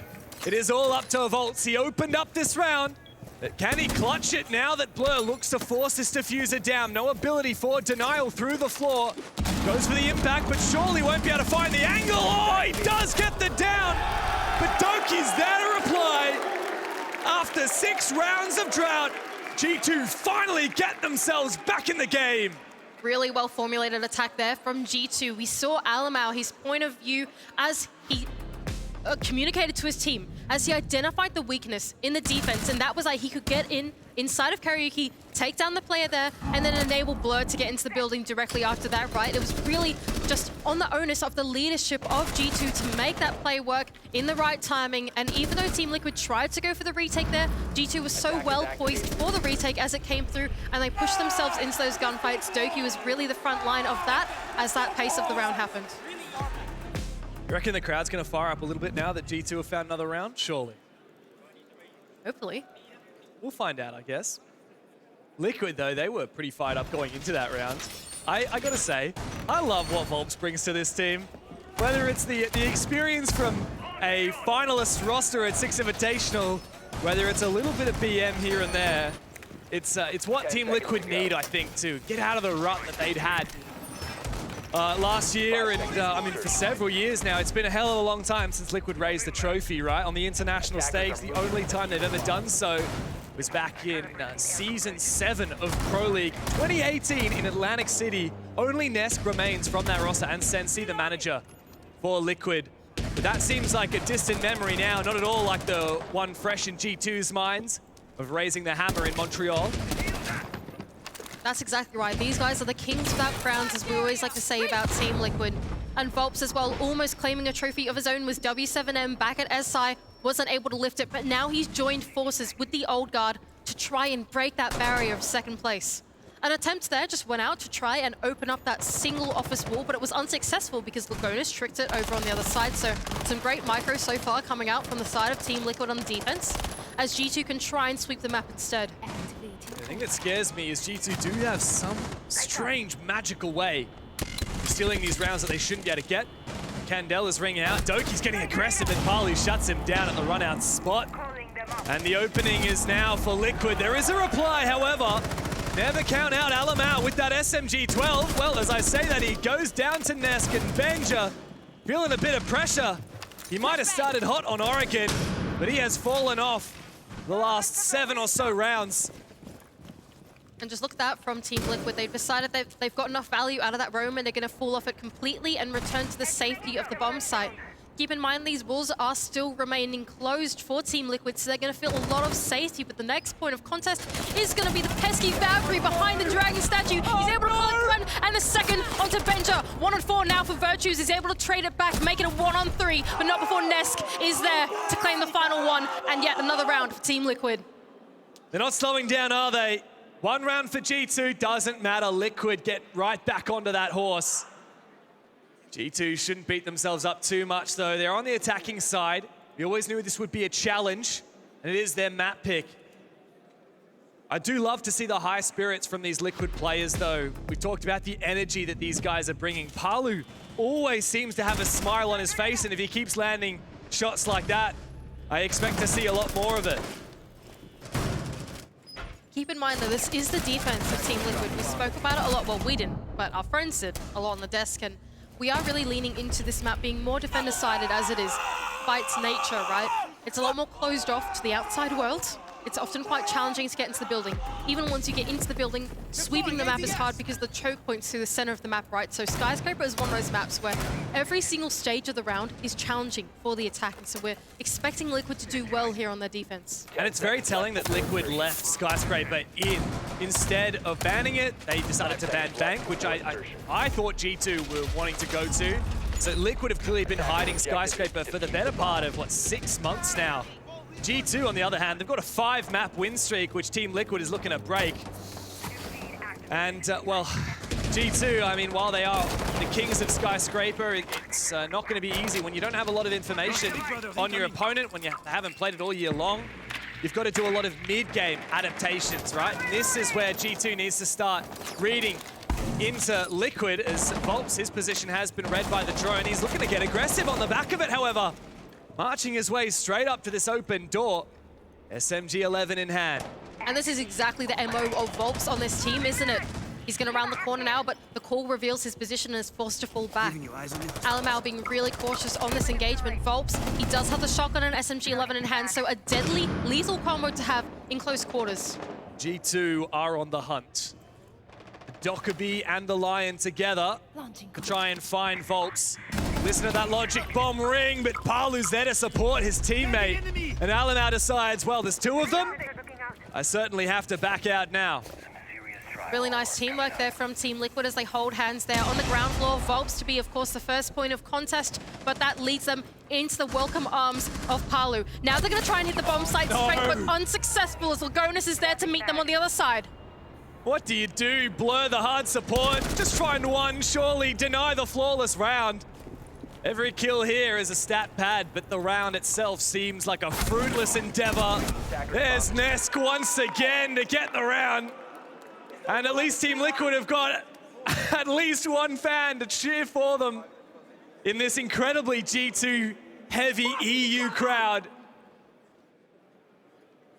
Really good work there from Team Liquid to remain their composure as G2 look to try and make that in on the early round. It was really the impact of Volps there. His identity is really found here on Team Liquid as the aggressive player. For the most part, the rest of Team Liquid are very sensible players, aren't they? You've got Nesk and Palu that always play a great duo roam, but they don't really get in the faces of the entry, do they? It's Volps that's always going to be that spearhead of the defense, and then Palu can piggyback off that to try and support him in the back, making sure that no one can pinch him out, no one's going to backstab Volps as he plays this really forward position on the map. I mean, and what that has resulted in, Mandy, is so far every single round, the opening kill has been for Team Liquid. 2 of those 3 times it's been an aggressive roamer as well. They're not giving G2 much free real estate on this map, Skyscraper, and G2 are really suffering for it. As we said, this needs to be a game of mid-match adaptations for G2. They would have had very little information on Team Liquid Skyscraper going in, and so they have to play it by ear. They have to be ready to adapt as soon as Liquid show that they're doing these aggressive roams. G2 need to formulate a response at the drop of a hat. Well, the thing is, in the last round, they tried to, right? They did want to go for that roam clear because they picked the Dokey and the Lion combination, right? It just was unsuccessful because the way that Team Liquid played it was just so much more masterful in the positioning. So for G2, it's about really giving respect to these Team Liquid roamers and then trying to come up with a different plan instead. Now, Benja, time and time again, has been very successful at getting himself into the building. Although he is down 3-0, his presence is certainly felt by the defense. Benja started Oregon with 11 kills. I think it was just 4 or 5 rounds, but he's been spotted here. He's not using his gadget, and Nesk has full information. Here comes the nade from Benja, but Liquid have full information on his position, and the ADS catches that frag. Benja once again in view of this Valkyrie camera that we saw. If you look in the top left of your screen, you might see it soon, but he certainly hasn't as of yet. So Benja here is in the right point for this attack. It's not on him anymore for this mid-round. It's about the rest of G2 and what they are going to do to then enable Benja through the mid-round. So what's the rest of what's going on? This geisha wall is being opened up now instead. The next point of pressure is probably the person on that main stairs, but look at this from Bobs. Once again, getting aggressive, being oppressive through the early to mid-round and directly putting his face in the attack. I love how Liquid are just not over-aggressing. They bide their time, they wait for that nade pin pull. They punish Benja. Dokey now trying to make his way up the back stairs, but Neska's found a kill as well. It's devastating for G2, though Dokey might be making it possible. In comes the Aussie. Virtue finds one, and the numbers have been even for G2. As I say that, Nesk once again. Oh, he has been phenomenal this series so far. 6 kills to just a single death on Skyscraper. As Alamau gets in, the Brazilian on G2 makes his presence felt. Dokey now in the site. He needs this opener. Lagonis has been taken low and finished off. It's all up to Nesk now, who must clutch up, but the Scot says absolutely not. G2 have tied up the scoreline at 2 rounds apiece. Really great work there from Dokey to be able to bring G2 back from the man disadvantage. Liquid did a great job in the early game to pressure Benja out of his position, but it was Dokey with the heroics fighting tooth and nail through that hallway to collect those picks back for G2 and claim them back another round. Such a difference when G2 wins a round compared to when Liquid wins a round here in Copenhagen. We have a very European crowd here in Denmark. Liquid, no strangers to that though. They felt the same in Jönköping, going up against Team BDS. And now with Dokey, I mean, a round like that surely fires him up. Dokey is one of those players, every now and then he just wins a round for your squad, right? It's Dokey round, that's what we like to call them. That is exactly what we like to call them. Now, I've been told by the crowd that there is a Dokey song, allegedly. I haven't heard it yet this entire G2 game, but apparently there is a Dokey song. Anyway, moving on. 2-2 in the scoreline now for G2 as they start to claim back some of these attacks. A really well-formulated play there from Dokey. He was able to claim that one back, but that's not what they can rely upon to claim attacks, right? You want to do something that's more decisive, more dominant, but that's going to be really hard against Team Liquid. It is.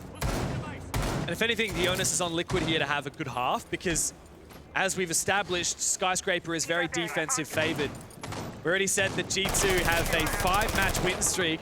Now that's with a negative attack win rate, only 46%, whereas 80% defense win rate. As soon as G2 switch to defense, Liquid are in for a ride, so they need to make the most of it now when they themselves are on the defensive side. Early pressure going out onto the bomb site as Dokey has been given a long line of sight directly inside of the office, but barricaded off by the Azami, so pressure no longer there. Defense still safe inside of office. It doesn't seem like G2 are going to sweep the map, at least just yet. So they're putting the pressure straight on. It's a tentative conclusion from now. See what they can get. Can they take down anyone directly on the bomb site? It doesn't seem like Liquid are going to give them anything. So now we can see some of the G2 players making that rotation across the map to support the 2 players that have started out with the diffuser all the way around Geisha. There does seem to be a bit of a pivot here for G2. Looking for this roam clear instead of hard hitting on the site. Dokey has put some pressure on this run out spot. He's opened up an angle onto this bar position, spots the mirror. That could be devastating in the late round. This drone has been spotted.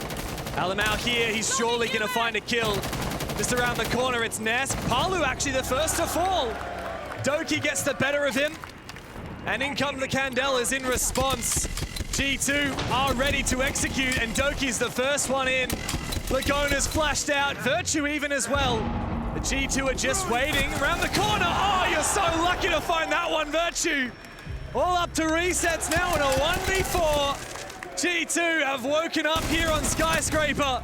Doki gets a bit aggressive, but surely the round is done here for Liquid. Resets has found a double and brought the round back into the realm of possibility. G2 forcing that plant down. Alamau is on such low HP, but all G2 have got to do is cover in the post plant. Surely not Resets. He's making the 1v4 look so winnable. And he's going up against his Brazilian comrade. There's no way. Resets to ace to 1v4 to take the lead.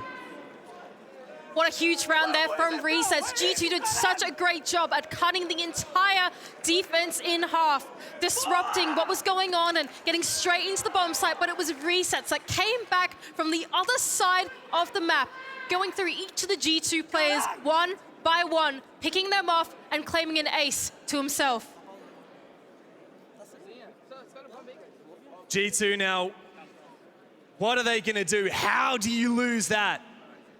How do you lose a 1v4 to Resets? I mean, there's so many players on Liquid that we talk about.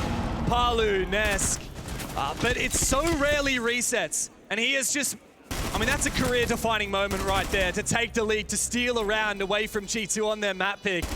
This is the last thing that G2 want right now. Defenders have eyes on the That's such great composure from Resets. He was all the way inside a Dragon as that execute came down, as the Yings came through from behind the bar, and he was able to just masterfully just make his way in and pick them off one by one. Just such a big round for a player like him.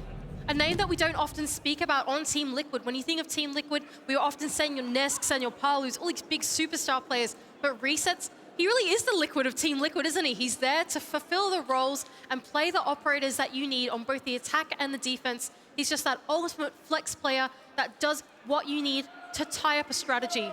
And when he's called upon like that, he can frag out too. So what do you do now if you're G2? You've got your tactical timeout and a bit of a tech pause. What do G2 do to respond? I mean, they're down on their attacking side, but how on earth do they bring it back from here? Fabian has had a moment to chat with the roster, but it didn't help them much on map 1. Liquid still managed to convert after tactical timeout was called by G2. This is a tough one for G2. Look, I think for the most part... Okay, hang on. Dev, look. Can we really be talking serious when Alamau's waving his arms in the air?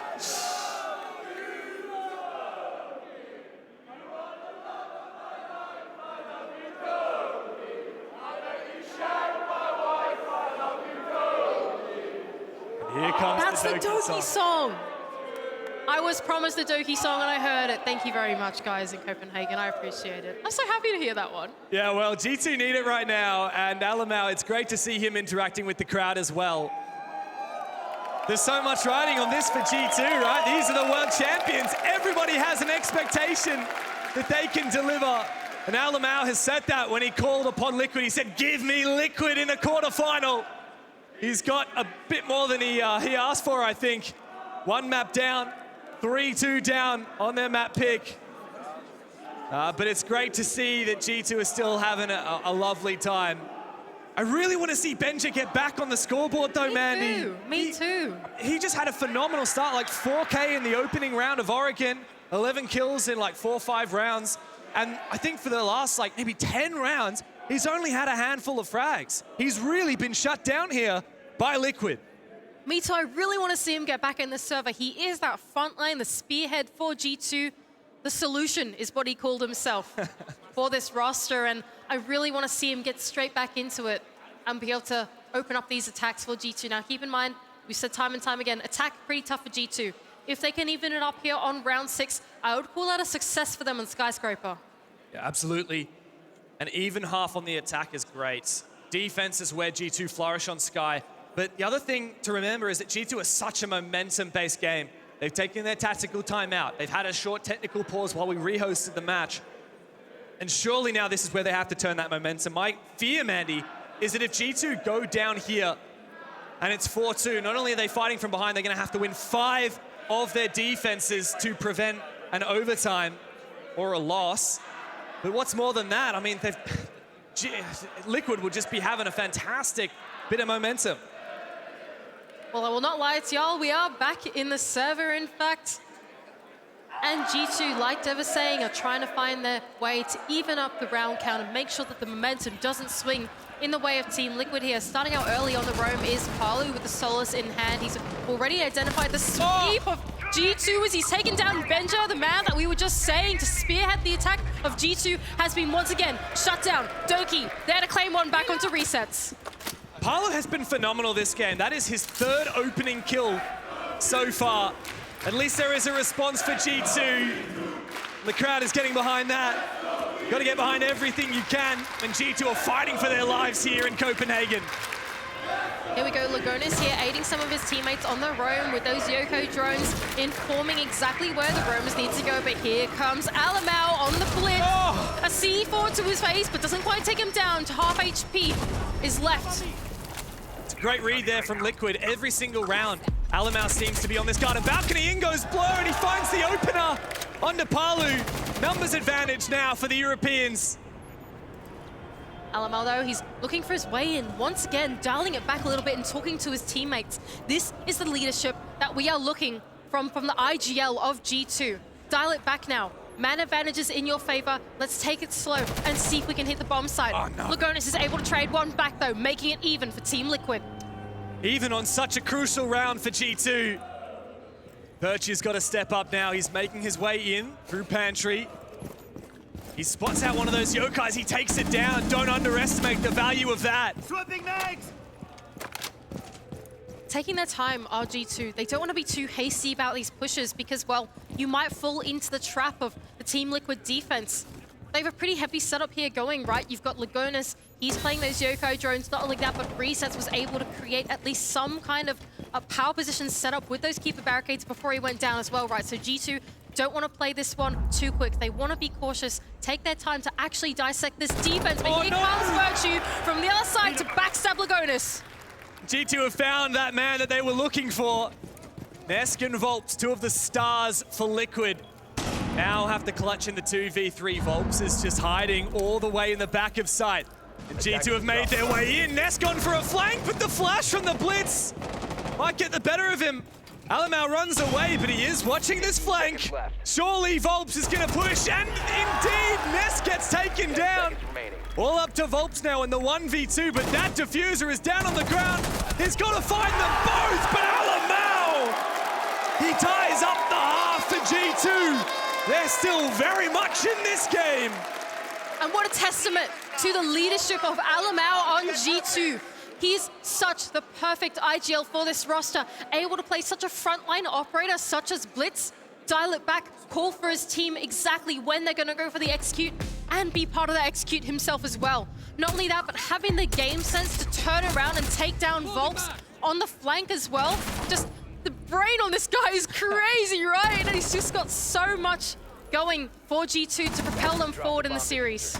And G2 know they've got to be gutsy. You pick the Blitz, one of the most crucial rounds of the game, and Alamau has such an impact with it. Look at that, man. These guys are fired up, and they're ready now to go into their defensive half and assert dominance on their map pick. Yeah, it's exactly what we were afraid of, right?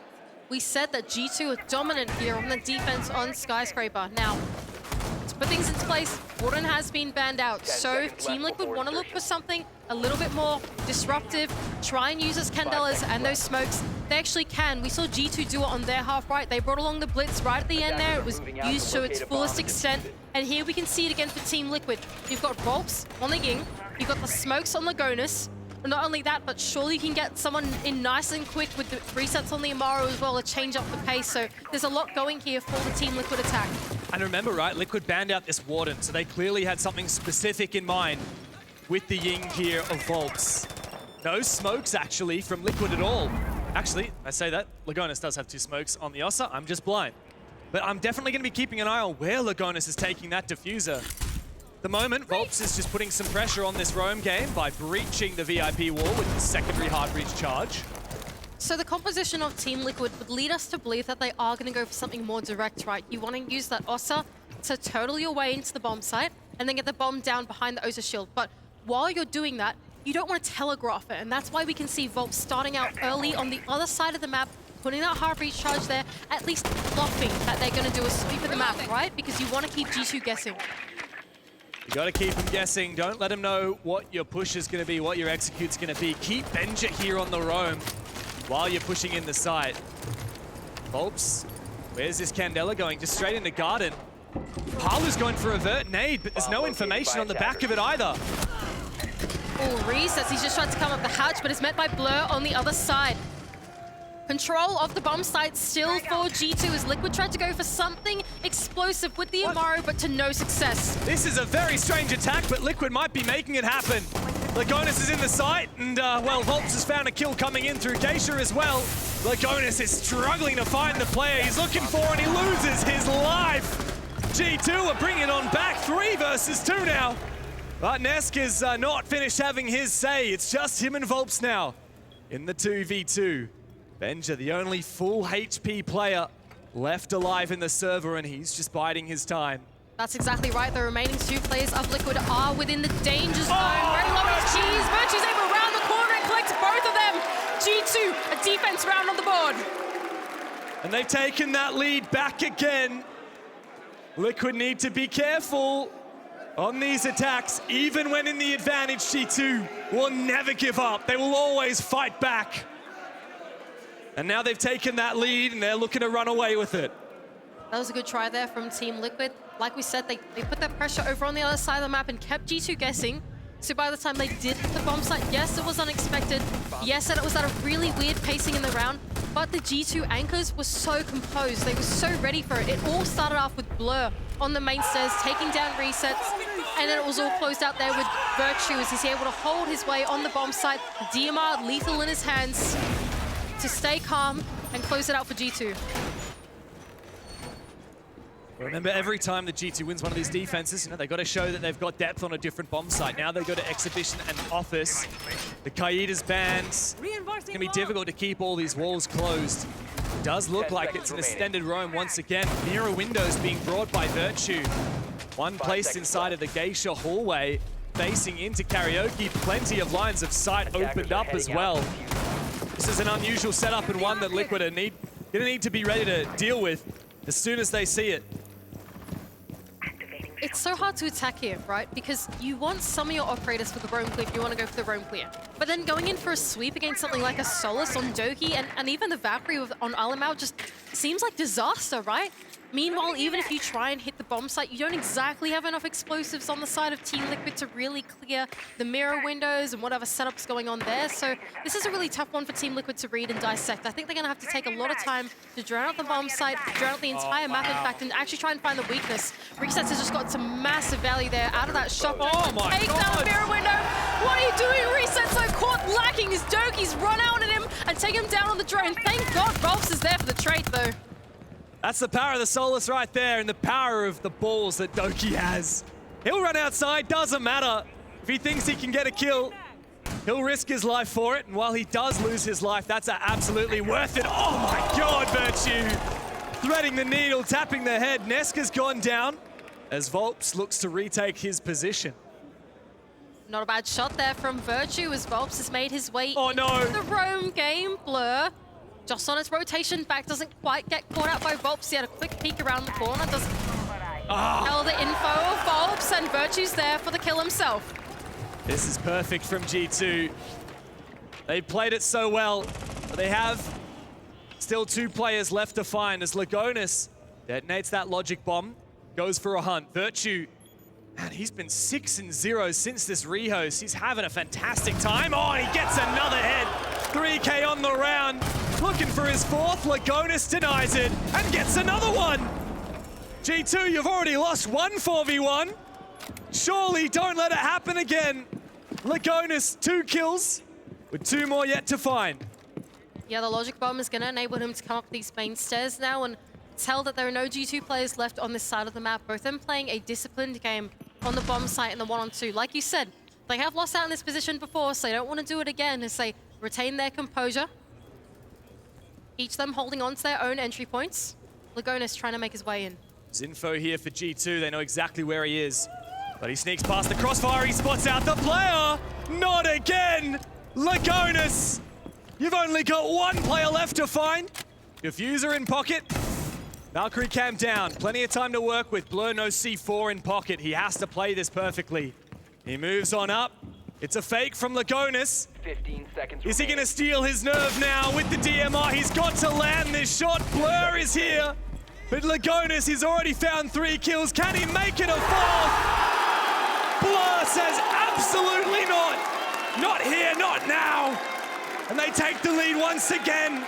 They're up 2 rounds, 5-3. G2 is starting to run away with it, aren't they, on their defending half, just as we predicted, and it's forcing Team Liquid to take their tactical timeout.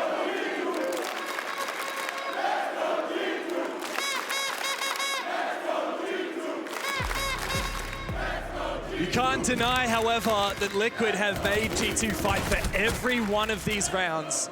It started incredibly strong there from G2 thanks to those gnarly shots from Virtue, but Lagonis brought it back. G2 have got to be so careful. It's the second time a 1v4 has become a 1v1. Reset's actually managed to get his. Lagonis can't beat himself up too much about that one. It was a round that he was never meant to win anyway.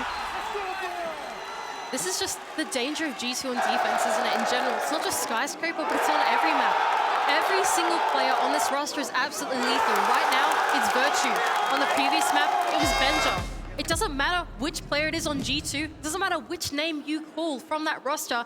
You can expect any of them to show up and perform like that. You can expect any of them to be in that front line, get in your face. We saw Doki, he used the full info of that Source to get the most ballsy run out of his life onto Resets. I thought, Resets, what's going on? You're being caught in 4K right now. But of course, because it was the Solace, you could see him doing that, right? Caught lacking, it's just G2 go for every single opportunity possible on their defense, and you can count on any 5 of those players to do something like that.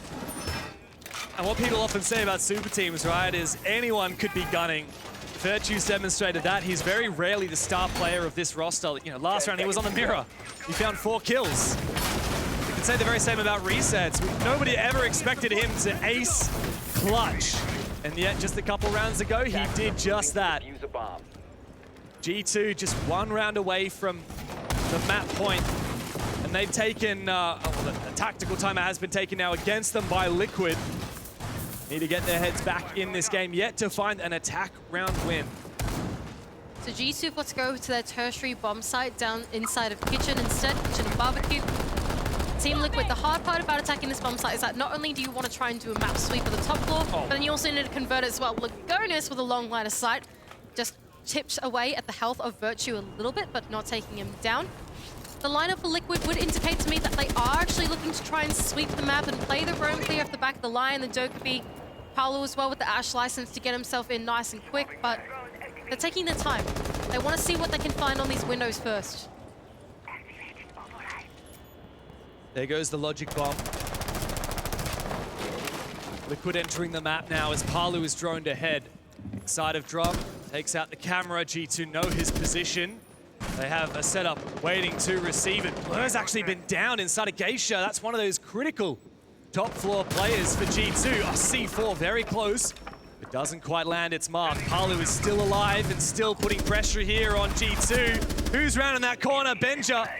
You gotta land those shots. He doesn't manage to get it against Resets. And G2 on the ropes, caught out. Doing really well here is the sweep for Team Liquid. As they start to traverse their way through the top floor, the next point of contest will be these backstairs in this hallway, the power position, as Bobs tries to flash it out. Nesk off the back of the line scan to bring True, is able to collect yet another one for Liquid. Now man advantage for On2 on their favor. Oh, Doki's looking to try and retake those main stairs. It's just him and Alamau left. Liquid could slow down now, try and drone out these positions. Both these G2 players have taken damage, and while Doki's lost his life, All up to G2's Brazilian to face 4 Brazilians of Liquid, but it's not going to happen. Took a bit for Liquid to get back into it, but just within touching distance now of G2, 1 round behind. Really nice sweep of the map there for Team Liquid. It was fully aided by their composition. They had the idea, let's go for a map sweep, and they dedicated themselves to it. They identified the weakness in G2's defense, and that it was only extended vertically, right? They didn't extend horizontally across the map whatsoever. And they made that real estate their own as it was given to them, fully capitalized on that. And as this explosive mini execute came in on the top floor, it was resets to Ada's own push into Geisha. At the same time, the hallway execute came out for Volps and Finesse with the line scan. Just such a well-coordinated attack onto the top floor was a really successful roam clear and therefore conversion for Team Liquid. They need to keep it up though. Liquid have now used their tactical timeout. It might have got them 1 round. But the real challenge comes in the primary and secondary bomb sites. G2 have already won. And as we go back to Tea Room Karaoke, Liquid previously tried this Ossa strat that didn't really work out. They brought the Amaru back, no Ossa this time. What is Resets going to do with the Amaru? Because going up that Geisha hatch did not find anything. It's actually kind of unfortunate they didn't pick the Amaru here, right? Because like if you look at the defense of G2, there's not like a single impact. So anyway, missed opportunity, but it doesn't matter. Here we go. Into the attack of Team Liquid as they look to seemingly sweep the map once again, it seems like. They've started, okay, actually maybe I'm lying here. Resets has started out nice and early, pretty close to the bomb site with the Amaru in hand. Lagonis as well with the diffuser starting out on that karaoke wall, so would indicate to me Liquid are teasing out this bomb site pressure early. It's a tentative conclusion, but will they do it? It does look like Liquid is setting up to form a set piece. 2 players outside of Geisha window in Lagonis and Palu. A Thatcher Thermite combo. But here's Resets. And in goes the Finka, in goes the Amaru. He's there with the SMG-11, but Palu goes down first. It's not all that it was cracked up to be for Liquid, but I don't think G2 have any idea that Resets has made his way in the site. Doki on for the trade, but it's not done yet. Lagonis is there for another. 3v3 now as G2 try and hold on to the site. Good composure there from G2. I think they read into the fact that Liquid being real quiet and they actually sent 2 of their defenders back to hold on to the bomb site. Volps down below, aided by that Dokkaebi call, is aware that there is a player on the back stairs, but the barbed wire is keeping him at bay. His presence will be made known if he progresses any more forwards. He's got to wait for his teammates to support him before taking this engagement. Alamau knows. He knows and he's looking for it. Who wins this fight? Volps is just waiting. Alamau, as you said, will get the sound cue from the barbed wire. G2 are just waiting now. They know they don't have to make the first move. Lagonis and Nesk have regrouped. And there goes the Adrenal Surge. Volps walking into the barbed wire. Surely Alamau gets this. No, absolutely not. Volps finds the kill. But he is the last man standing for Liquid.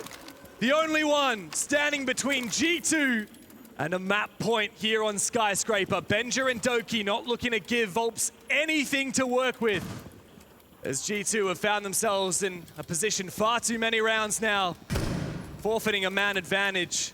Volps trying to bait out a peek, but so sustained here is G2. And Doki locks it in. Map point now for G2. Really nice composure there from G2 as the rush came through from Team Liquid. Early on in the round, the silence was telling, and G2 collected the members back on the bomb side. Instead, it was Doki that was a really pivotal player there as he retook nice and early, traded out his teammate. This is the kill coming out in the replay right now, and it was really, really tricky there from Team Liquid to try and mount and execute after that. Being in the man disadvantage, they almost recollected themselves inside of Geisha, but Doki held steadfast in the bomb site. The perfect player in the perfect position to do so. G2 fans will be very happy that now a map point is set before them. Liquid ended up really running away with Oregon. What was piped up to be a close game ended up 6 rounds in a row for Liquid. G2 have now responded almost as dominantly. Now this game has been back and forth, but G2 have strung 2 rounds together, 3 rounds together here or there. And now with map point before them, I do get the vibe, Mandy, that we might be heading to map 3. This might have to go all the way to Theme Park to settle it. I think so as well, and look at the big setup that G2 here have got on this map as well. They've got a mirror on the side, but even one dedicated to the other side of the map for this roam. They're looking for such a holistic hold on the map. It's such a confident strategy from these guys in what could be the final rounds of this map to send us to map 3. It's been so hard to read either of these teams. Constantly playing games with each other, baiting out a rush, going for a rush. Baiting out a spawn peak Doki, playmaking on the Solus. He's roaming down below, Reset's hyper aware of his position. Here's a good breach there on the VIP wall, so Liquid have made good headway, putting pressure on the site. Yeah, once again, early pressure from Team Liquid straight onto the bomb site. They have brought along the double hard breach in Lagonis and Volp, so that would indicate to me that they want to take their time this round. They're not going to go for something quick. They're changing the tempo, and they're going to cut down the map instead with the hard breach tools they have. A C4 to go out from Blur onto the outside of Gateshire doesn't connect onto anybody just yet, as Team Liquid take their time through this mid-round. Gotta be scary being a player like Blur right now. Not really afforded a lot of support. He's playing somewhat solo on this roam, but G2 feel the need to have pressure everywhere on this map as Liquid continuing to feel out the pressure. Virtue finds one, but Volps has sent it inside and found the trade. Backing out again. Still half the round to go.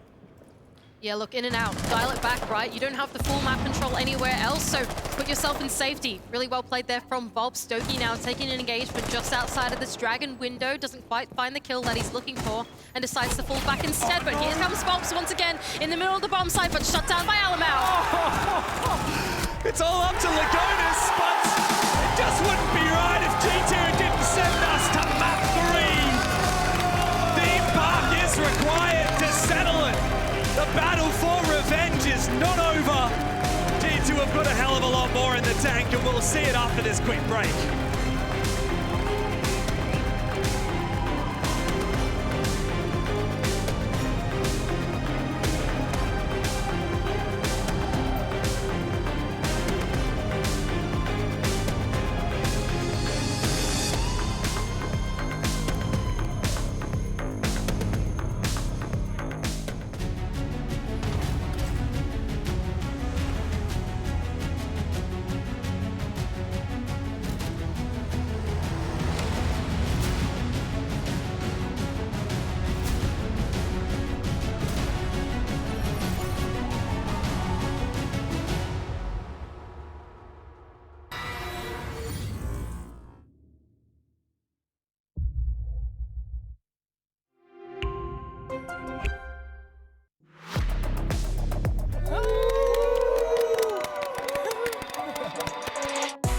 누가 가장 인터뷰 중에 욕을 많이 할 것 같은지.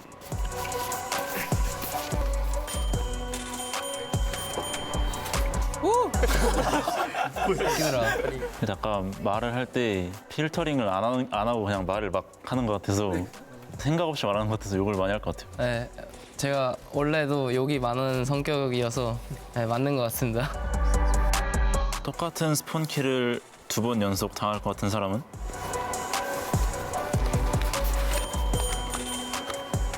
하퍼. 근데 왜냐면 하퍼가 좀 최근에도 스폰킬을 많이 당하긴 해서 맞아. 어제 스폰킬, 어제 스크린 때도 좀 많이 당해서. 맞아. 연속으로 많이 당했지. 스폰킬 하는 거 아니야? 나만 다 죽이러 올 거 아니야? 하퍼만 뭐라도 스폰킬 당한다. 하퍼만 지키면 되지 뭐. 재미로 팀킬 가장 많이 할 것 같은 사람은?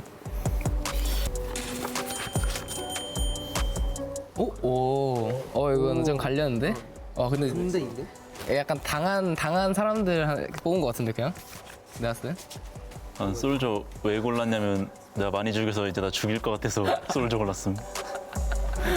난 죽일 것 남을 죽일 것 같은 사람 골랐는데? 난 많이 당했어. 그거 맞아. 맞아. 난 항상 남으면 마무리하고 죽이던데? 다 죽이던데? 맞아. 혼자 남는 거 좋아해서 나 일단 죽여 남으면. 아니 쟤는 마무리 아니어도 죽일 때 있어 나. 니는 죽일만 해. 왜 날 죽일만 해? 나 아무것도 안 하는데. 아무것도 안 해서 죽이는 거야? 왜 아무것도? 영킬하고 전체 대 GG 이지 질 것 같은 사람?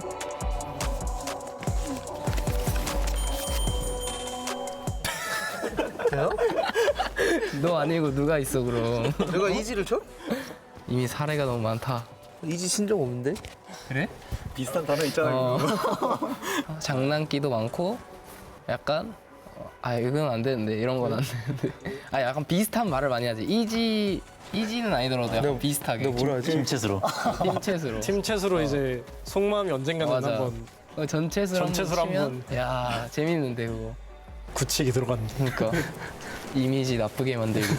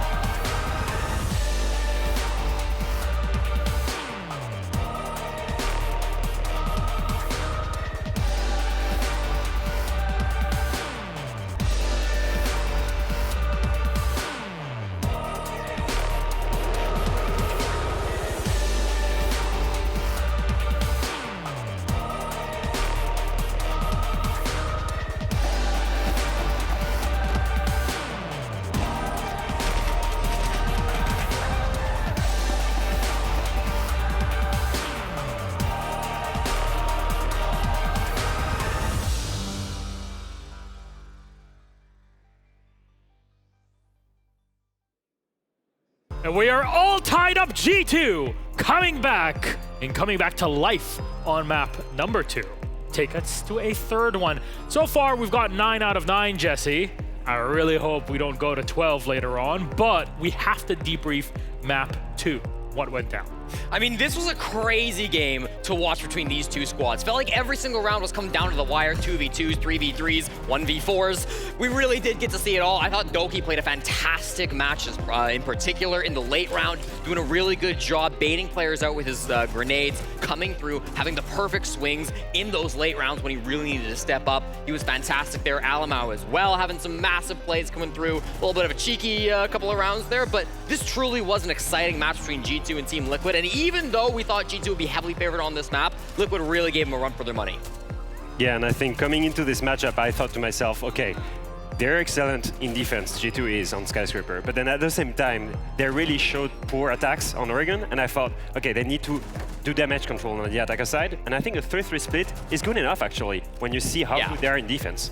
Yeah, I think this was an all right start for G2, despite the fact there was that 3-3. And even with that 3-3, there were some rounds in there where like G2 probably should have taken them. But Liquid did come out on top for that. They got that 3-3 split. You know, I think G2 really kind of defined this map when they banned out that Warden. That obviously said that, all right, we're going to run a lot of Ying. It's a tough map to attack. Ying's kind of a cheat code operator. You can run a lot of her, and we did see it a ton from both teams when they were on their attacking halves. But I think also what that did was it kind of forced the defense to play very aggressive early. They wanted to get into gunfights at the start of the round. They wanted to neutralize that threat, because if you let it go 5v5, if you're looking at that anchor trying to win the game, then you're just going to get rolled over by Candelas. And so we saw a very aggressive kind of style of defense from both these squads. I think it's not always what you see on Skyscraper, but these two teams that were willing to get into it early made for some very fun late rounds. I mean, knowing that there's a Warden ban, immediately you think Ying, and immediately you're thinking, we have to get aggressive. That's a very ballsy move for both of these teams to try to attempt. No, but actually, it's actually smart, because the thing is, if they stayed together and played on the bomb site the same way they did on Oregon, then they would have been stuck with the Yin, exactly. And then they're in crossfires, but they're blind. Crossfires are useless if you're blind. So you would just die, and then the site would just fall. And actually, some direct text worked a little bit, but the crossfires from G2's side were too strong. The resets was on another level. Miloj, this was one of the craziest plays that I have seen since the tournament started. Resets ace 1v4. Let's take a look at it. First, impact on the stairs, gets the final finish off, and then all of his teammates are gonna fall. But there's one thing that I don't know if everybody caught when we first started. Take a look at this. Red pings. Default cam is still up above the exhibition stairs. Lagonis feeding pings this entire time. There is a Valk cam, or there is a Valk being played by Volps, but it's not where the Intel is coming from. It's all from the default. Resets, catches that guy when he does the first swing, sees him prone on the ground, knows where the plant's gonna happen, that's his fourth, and then it's 1 HP on Alamau. He's got a dream, but unfortunately, it's just not gonna be enough. The DMR, it's a tough shot to hit, and Alamau falls to resets for the ace. Incredible round, and you've got to consider how that intel is helping him out there. The teammates from the grave really making an impact. Well, turns out when you destroy default cams, you have an easier round as an attacker, but there has to be more to the strategy from G2. Yeah, absolutely. I wanted guys to show you a little bit of what exactly went down in this map. So here's what Liquid brought. 2 ways to play this defense. The first one reinforces the site by playing wall denial as Zami or Mira. And then the second part is playing an aggressive roam based off intel operators like Solis, Valkyrie, and Echo. And every single time, and this is what I love about this G2, is they found something to counter it. So for the site, what they did is they took Ying, so they could then execute perfectly. And then for the roam, they brought Dork, they brought Lion. And the last round, Alemo brought Blitz, and that's what got them the round. This is what I love to see. Adaptation. This is, we make the site strong, we roam heavy. This is what we take to take down the roamers and to execute on site. Really, really good adaptation from G2. So defender, what I'm trying to understand here, and again, I am functioning off of very limited knowledge of Rainbow Six. When defenders turtle up and actually try to play properly and even extend out, what you do is bring the most annoying operators to play against, and then you win. Have you tried roaming against Blitz, despite your poor knowledge of the game? No, it's terrible. Yes, so this is what I mean. Like, you're getting calls from the KB, you're getting lioned, so you cannot move, and then you're getting a Blitz in front of you. It's super hard to roam. And then you try and play side crossfires, and you're blind because of Ying? To be fair, I've had worse things than Dokebi calling me. No. Yeah, okay, yeah. Anyways, map 3 is set for us, though. Theme Park is coming up. G2 had the choice. They removed Clubhouse to take us here, Jesse. Your thoughts on that? Not a shock. Theme Park, 3-game win streak, 7-1 record since this map was released in Tier 1 competition. G2 love this map. They dominate on it for Team Liquid. It's the single map where they were knocked out of the 6th Invitational. They got some history and maybe some PTSD again on this map. Yeah, and I think the thing with Theme Park is this is where you can have really good teams. Is it's actually one of the maps that's the least played by the professional teams, right? It's not an easy one to play. And it's funny because they always leave it up in map vetoes. I think G2 banned it once and then left it open 17 times in different vetoes. It's a good map for both teams. I just think it favors G2 more. I think we need to open up this question to the crowd in here. Copenhagen, who takes it? Is it Liquid? Is it G2? I think we got clear favorites, but we'll see how we go in the server. G2 versus Liquid continues on map 3. Let's toss it to our casters. Mandy, Dev, take it away. I honestly couldn't tell you who's going to win this game, Mandy. It's a grudge match. It's for revenge for Volps, for Liquid, for how many times they have been the bridesmaids, but never the bride. On the flip side, G2 looking to continue their campaign throughout the tournament. It's been a long road, but the world champions are not looking to give up. Liquid took the first map. G2 have replied, now we're going to theme park. That's exactly right. This series was promised to be a banger, and I think it's going to deliver to be, as we can finally go to our third map. And well, theme park, if that doesn't spell chaos, I don't know what does. No, and as you mentioned before we went live, Mandy, G2 start on this defensive side. Surely that is a huge advantage for them on theme park. Yeah, look, I think theme park is notoriously challenging to attack. It's probably the most challenging map of the 9 map pool to attack as it stands. So I wouldn't be too surprised if G2 feel comfortable with the side that they've got here, starting out in this final map to knock out Liquid from the bracket. There is absolutely no doubt. When you hear the names G2 Esports and Team Liquid, you know that you're in for a banging game. And while the community vote favors G2, while the crowd here in Copenhagen is cheering for the home team, Team Liquid are never to be underestimated. We're going all the way to map 3. G2 and Liquid. Who takes it? We're about to find out. And here we go, rolling out through the ban phase as well. Yeah, all right. Reset's probably having a bit of a laugh about that one on the other side, isn't he? He's like, oh, right. Yeah, well, I mean, if I was going up against Resets, picking Amara every round, I'd probably ban it too. And then Doki's having a laugh about that one. Yeah. He's quite literally having a laugh about that one. You can see it in his player cam. Anyway. You can't tell whether it's a laughter of comedy or a laughter of pain for Doki, but here's a curveball from Liquid. Ooh, yeah, mute ban. Interesting. So when you're on the attack, it's always tough to clear out. Let the crowd go. All right. I don't blame G2 for banning out the Valkyrie after, as Jesse pointed out, during that 1 versus 4 clutch from Resets, the Valkyrie was instrumental to enabling those kills. So I don't mind the mute ban for G2. I think that even though it does take a little bit of like your site construction, it also means that once you get onto your attack, you're not going to be stuck in that process of droning where you're going to be lost in the intel for your mid round. I think it's always the hard part about attacking theme park. Well, in fact, every stage of attacking theme park is kind of hard. It's a bit like Skyscraper in that instance where attacking each stage of the attack is challenging on theme park, and I think it's made exactly the same here in this series. You know what's absolutely terrifying if you're attacking on theme park, as if it wasn't attacker-sided enough? Have a look, we got Solus, we got Mira, we got the Azami, we even have the Warden. So there's so many tools for the defensive side available that it's going to be hell in a cell to attack. Yeah, I think that's exactly right. I just think that there are so many tools up for the defense. Like, yes, your site construction, your meat's gone, and yeah, there's intel gone for Valkyrie, but like you said, any map with Azami and Solus, both in the pool, is probably going to lean itself into the defense. The attack is forced to deal with at least one of them. Either the setup on the site, or your roam clear is going to be made very hard for the Solus on the board, right? So this time we're seeing the Azami in play, on top of the Mirror as well, so we're going to expect a very anchor-centric hold from G2. As for the attacking side, it seems like Liquid have taken a leaf out of Alamau's book, as Resets has brought the blitz. Now, Alfama talked about this on the desk. What does it feel like to go up against a blitz when you're roaming? Yeah, look, it's not cool. That's all. When you got a blitz running at you, a Dokubi calling you, and a line scan ringing, what do? You smell death. It's not great. Probably just hang up the keyboard at that rate. Liquid are going to make this very challenging for G2 to hold on to map control. As we've established, it's not easy to attack, and Liquid definitely have the harder task here, as they're doing their signature Team Liquid and they're poking and prodding just about everywhere on the map at once. Yeah, that's exactly right. Team Liquid don't like to dedicate themselves to one push right at the start of the early game. They like to see what their best opportunity is. Now, they've identified it to be around Cafe. Somehow, they've put some Candelas through to see how G2 respond to it.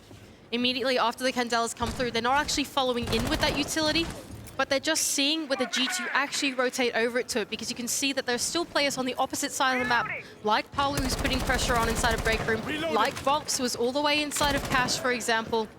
It's just to keep the defense guessing and to see what rotations and behaviors they make before they make their decision. Yeah, wow, what is the play here from Liquid? Another Candela from Ness goes out. Volps is on this rappel for Break Room. And Palu's looking to breach the wall to give Volps a deep angle onto the site. G2 highly aware of the position, but Volps opens the equation. He finds a double! And Liquid have completely stolen the show here. In the opening round, it's just Doki left to 1 versus 5. as Lagonis starts to force down that diffuser. Doki is about to meet a bullets, and it doesn't get much worse than that. Volps, a 3K in the opening rounds, and a flawless one to boot. Team Liquid are very happy about that opener. And I would be happy about that too. That was such a well-formulated attack from Team Liquid. They took their time to identify themselves around the building and then find the point of least resistance to actually make the entry work. Even though Nesk had the utility of the Candela in his hands inside of Cafe, even though it looked like he was telegraphing the entry from Cafe, it actually came in from Break Room instead, off the back of Palu with his ace charges to get him and Volps in together, take down the one critical player they needed to in Benja, and then, yeah, it's so perfectly timed that Selma charge going out that makes that angle accessible to them down the hallway to close out the round. Such a nice attack from Liquid. Volps highlight reel. He's very, very excited about that. Liquid have been so good this series, but with G2 coming at their throats on map 2, they've got to bounce back here, and doing it on the attack's never easy, is it? Now, as we see the Izami from Doki being brought, what's G2 gonna do to pivot now that they've lost their opening defense? It's a change-up completely. New bomb site, new strategy, new operators. As we go down to Armory and Throne with this very heavy roam game.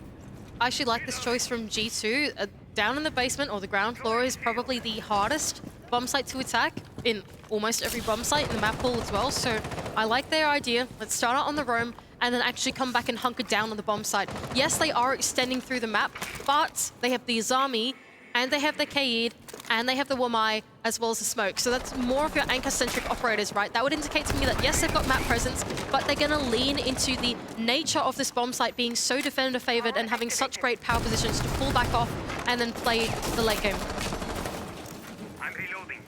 Well, Doki's feeling a bit of pressure. He's been thrown. Surely he dies. Volps once again with the opening kill. He's been deadly. 4 kills across the 2 rounds so far. He's on this IQ as well, looking to hunt some utility down. He's already hunted Doki. That's not a great play to take down as well for G2. That's your Izami, and Izami grows perpetually stronger, exponentially stronger as the round goes on, right? Because she can keep generating those Kiba barriers. That's the last defender that you want to go down first.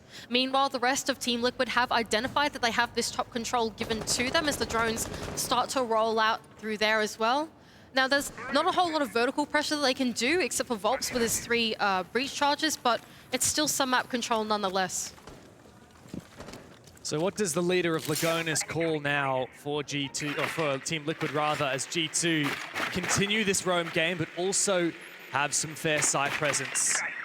Looks like there's, oh, there you go. If you look in the top left-hand corner, you would have seen the rotate hole inside of barrels into site has now been reinforced over. So a bit of a forfeit of map control for G2 as we see Team Liquid establish top floor dominance.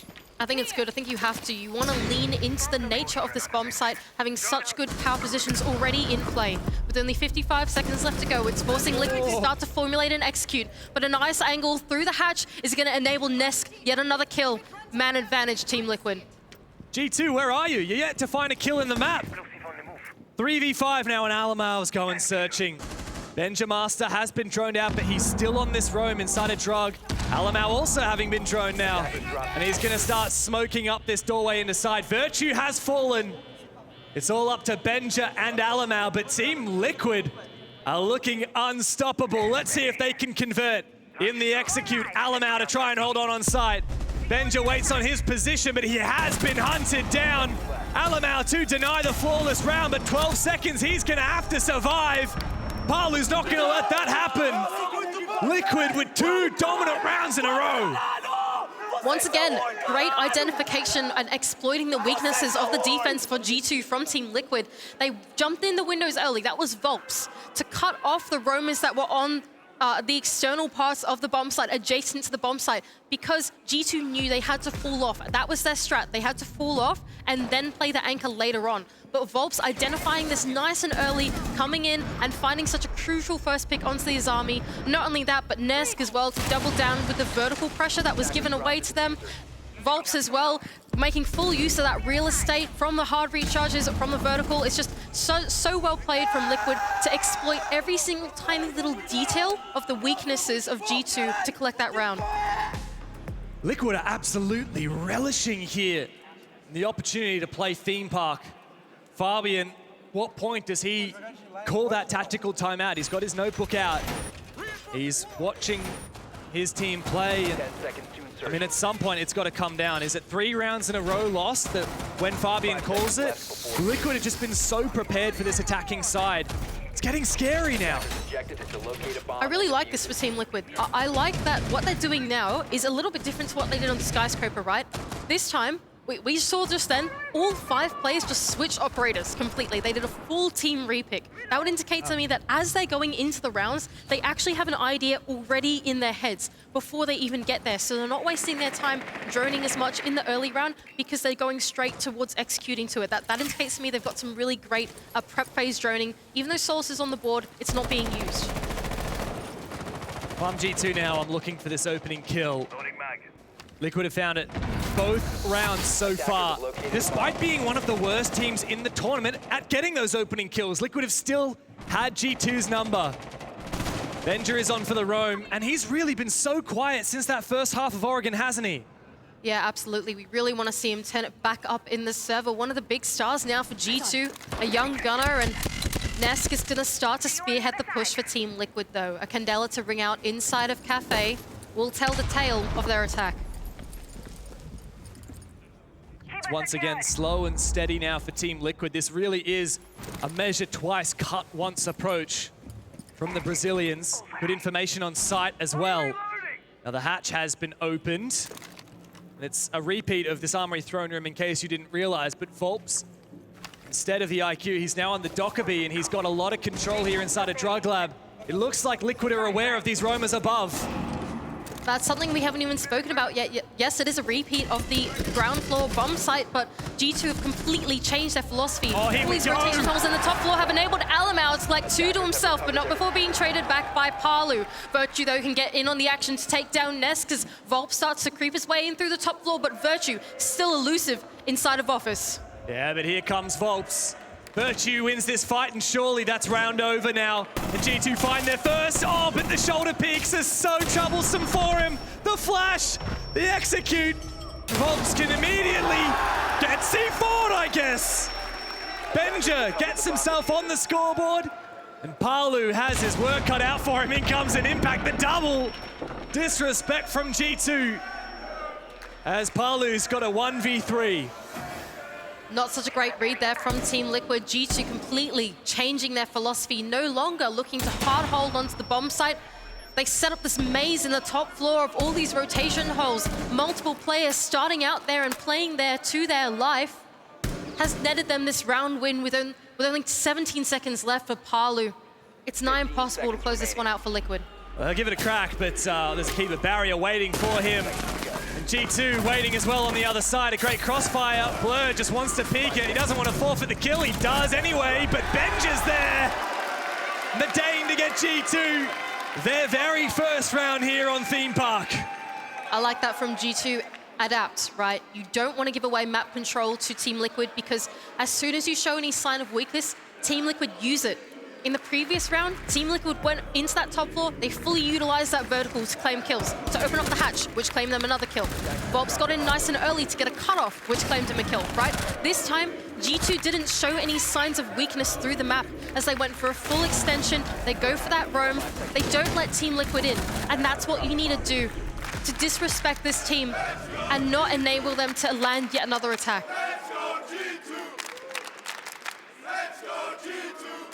Definitely a G2 favored crowd here, that's for sure. And finally, G2 has given them something to cheer for. Took them a little bit to find their footing here, but we know that G2's a team that often takes a bit to warm up. They tend to do that in tournaments as well. You look at the Six Invitational, it didn't start great for G2. And everyone pinpoints one precise moment when they turned their tournament around, and it was the back of that Fabian tactical timeout. There wasn't a lot tactical about it. It was, I don't know, he had a few choice words, let's put it kindly. It was a pep talk. It was an inspirational talk. Now G2 They won the first map, but Liquid have now fought, Liquid won the first map, and G2 have now fought back on Skyscraper. We're on map 3, and Liquid are definitely in the advantage here, having won 2 attack rounds already. Yeah, so here we go. This is G2 now extending over horizontally towards the Dragon side of the map now. I think Nesk has identified that there is in fact his army on the border. It's a little challenging to deal with, so he's brought along the Flores to try and deal with that one-to-one. They don't really have too many explosives in their hands to actually deal with his army as the time ticks away, so I imagine that Doki's position here inside of Cash will be made pretty strong, and it'll be pretty challenging for Team Liquid to deal with. Yeah, Liquid is slowing down here, that's for sure. As the Rotero drones have looked to try and clear some utility out. Just have a look at how Liquid are almost all positioned around this cafe area, looking for a fairly direct push, as you said. Not a lot to deal with the roam game at the moment. I think this is a good read from Team Liquid so far. Like, yes, the Azami is up, but it's on the other side of the map. So where do you want to put your presence? They're going to put it on Cafe instead. So now they've started to make their way in. Volps, of course, spearheading the attack down below with the Dokkaebi. He can aid himself to get in. Meanwhile, the drones are starting to go on the top floor. Now, the hard part about doing this push dev is converting from the ground floor to the next floor. The stairs are some big, scary choke points for the attack to get through, and that's why we can see Paolo here on these rappels to try and enable his team to get into their power positions. Candelas are going into break, but is a player going to rappel in, or is this just a mind game? Alamau is there, completely unflashed. No one is rappelling on in. This is just a bait for now. As we can hear one of the Roteros detonate elsewhere. Volps is surely going to have to come up from some stairs. Liquid have done very little so far this round, but here it finally comes. Virtue finds the opener onto Nesk as the attempt to push in through Cafe is thwarted, but immediately responded upon from Liquid.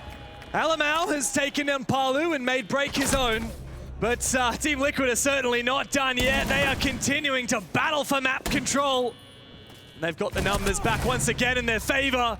It's all up to Alamau now. 1v3, and the clutch will be called upon. SMG 12 in hand, but Volps's is simply better. A massive advantage now for Liquid. 3-1 on their attack of Theme Park. These are such well-formulated attacks for Team Liquid. They really put the pressure on G2, force them to be kept at bay, right? Even though Nesk didn't repel until later, what he did was he forced Alamau to keep looking at him, right? And by Alamau being stuck in his position, it enabled Volps and Lagonis to jump into the building together and take down the rest of G2 behind his back, right? It left Alamau in that clutch position as the entire time he spent looking at the windows, waiting for Nesk to repel in, only for him to do it in the last like 15 seconds of the round, right? So just such great teamwork there from Team Liquid, knowing how to enable their teammates from across the map and allow them to get in and make a play. And on the back of that round loss, G2 have finally taken their tactical timeout. What does Fabi need to be saying right now? No, Mandy, we're fortunate enough that G2, where they have their between map pep talks, it's right next to where we cast. So we see them. We see Fabian, we see Titan, we see Maniac all gathering around with the roster, discussing what they're going to be doing in this upcoming map. Now, for G2, like, it really hasn't gone according to plan here. They won the coin flip, they got the defense start, and yet they've really fallen flat. Liquid have been running away with this game. I think the thing here for G2 is that they never seem to know what Team Liquid is doing, right? Every time that Team Liquid get the in on the map, every time they go for what I like to call these mini executes, G2 never seem to know that it's actually coming until it happens. And I think that's a result of the lack of intel here on the defense, right? There's not a whole lot of passive intel. This time we've got a little bit more with the 2 sets of barbed wire, but you're not bringing along the Solace to check where they're droning, for example. There's no pulse, and the Valkyrie's been banned out. So there's a severe lack of active intel here for G2 to actually be able to tell what Team Liquid are doing. And Team Liquid are fully utilizing that unpredictability to close out these rounds. Surely here, G2 really need to buckle down and win 2 rounds straight. Like, if they lose this half, if they go 2-4 or 1-5, how on earth do they come back from that? It feels nigh impossible. The stakes here are massive for G2. This has got to be 2 back-to-back defenses to close the half, bring that momentum back on their side. And here we go, once again, the Azami in play for Doki on the side of G2. This time, even actually less explosives in the hand of Team Liquid. Really, the only thing they have to deal with it is the X-Kairos of Legonis. Maybe they have Gon 6 or something like that in hand, but if Team Liquid play wrong into the defense of G2, or if Doki suddenly becomes more mobile on the Azami and actually runs at the attack of Liquid and sets up the fortress there, they could see some trouble. Well, here come the drones, and Doki's Azami inside a cache spotted. Great use of the barricades here from G2 to prevent a quick lurk, but Volps takes it down. His position may well have been revealed if someone was on the cams or heard the sound cue. Still, this roam is not given up yet for G2. Yeah, full pivot now from Team Liquid. They've seen the setup that's going down in Cache, and 3 players have just rotated from Cache to Cafe side once again. Nesk is still going to put some pressure here by chucking out some of his Candelas, but Liquid aren't dedicating themselves to anything just yet. It's just Volps who's managed to get his way up the Dragon Stairs, but he was already lurking here anyway. Yeah, and amidst all the chaos as well, Benja's found the opening kill for G2. Now, Virtue found it last round. It didn't help G2 convert. Let's see what Nesk can do. He finally moves in on the back of his Candela. He's been playing mind games with them all day long, but now he makes the entry felt. The E1D roars on out, but Blur has taken down Volp, so G2 can maintain the numbers advantage. Resets with this DMR is tasked with dueling 2 players on the yellow stairs, but Blur gets the better of him. Nesk immediately traded back, and Benja! He comes to life in the server for G2. And the Dane on home turf brings G2 their 2nd round of the map. And once again, such great composure from the defense of G2. They know how to hold onto the map holistically. Even though Liquid tried to go for a pivot off the back of Nesk, trying to enable a drop from the Cafe side of the map, it didn't really eventuate because all of G2 was spread throughout that top floor. They were ready with the crossfires. They were even ready to deal with Volps' lurk, so they were prepared for all eventualities, all circumstances, and they shut down Liquid because of it. G2 now, can they even up the half? They're trailing by just a single round. In the back of the timeout, they managed to finally break Liquid's momentum, but can they sustain their own? That's the question. They can go down to Armory and Throne Room, bomb site they have successfully defended already before. And there's no questioning the energy of either team, Mandy. Like, sometimes you'll see games where one team is just really focused in, cool and calm. I can't say that for either of these teams. Both G2 and Liquid are on fire right now. They are so full of energy. They're bursting at the seams. And this really has become a marathon. We're on the 3rd map. Who's going to be able to sustain that energy through to the end of Theme Park? It's a long road to go when you're in a 3-map series. The scoreline almost even now as G2 make their attempt to bring it back. We're on board now with Legonis and the Clutch drone able to take down some of that early info on the ground floor. It's going to enable him to put some of the pressure here inside a bathroom now. There is a roam game being played out here for G2. Team Liquid don't seem to actually want to directly deal with it and like put in their entries or whatever. Oh, wait, what? They're just cutting the entire map in half. This could be a rush. It absolutely is. Resets with the Gon 6, with the EMP now. Blur has to sustain the full force of Liquid as they flood into the site. They've got Furnace control, and this plant is about to go down. Not a single wall breach, not a single player fallen in the server. G2 immediately changed that, and here's the cover from Liquid. The defenders have become the attackers, and they do a damn good job of it. Nesk has got to cover, and he does it for Liquid now. It's all up to Virtue. As Palu, he's got the better of him, and Liquid steal the site and steal the round. Incredible read there from Team Liquid to cut the defense in half, completely evade the roam game of G2, change the tempo of their attack, and go for something fast.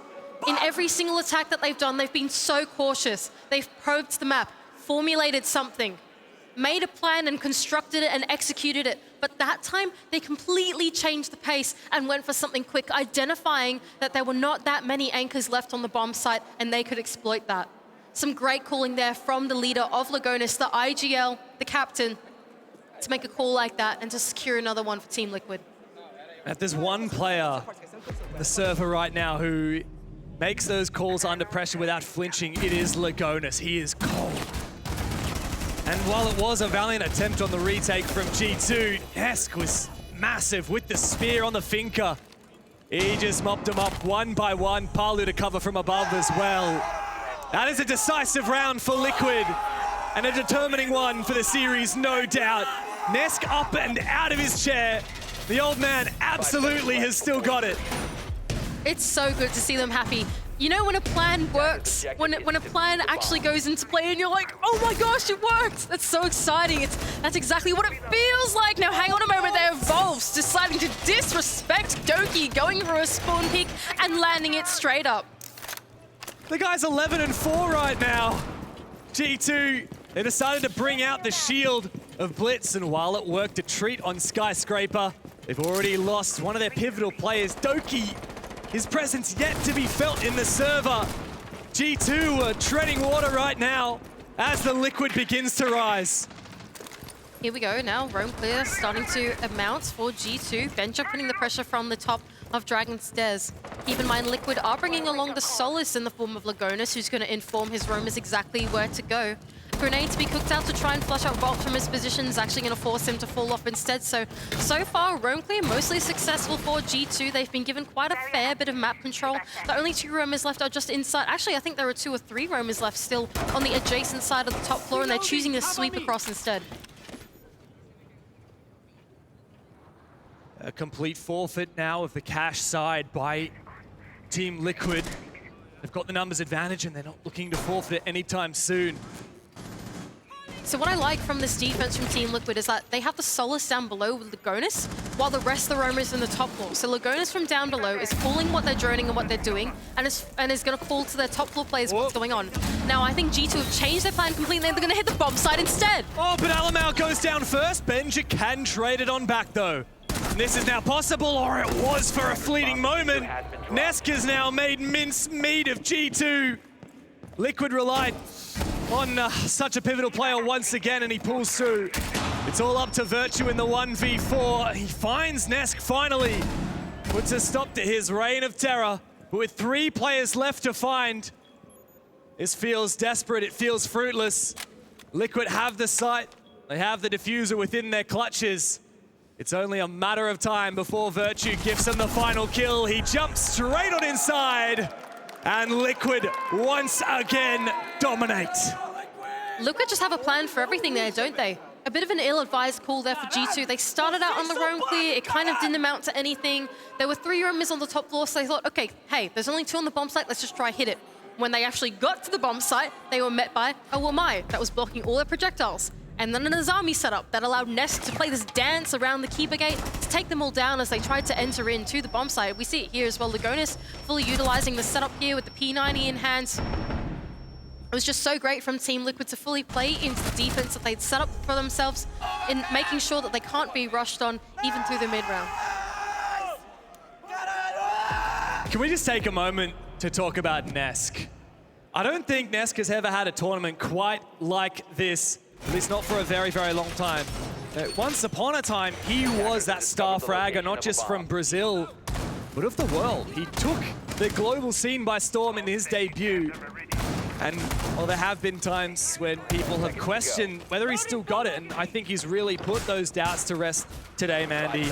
This is the old Nesk, and he's firing on all cylinders. He's bringing Liquid another victory here in a quarterfinal. They're just 2 rounds away, so close they can taste it.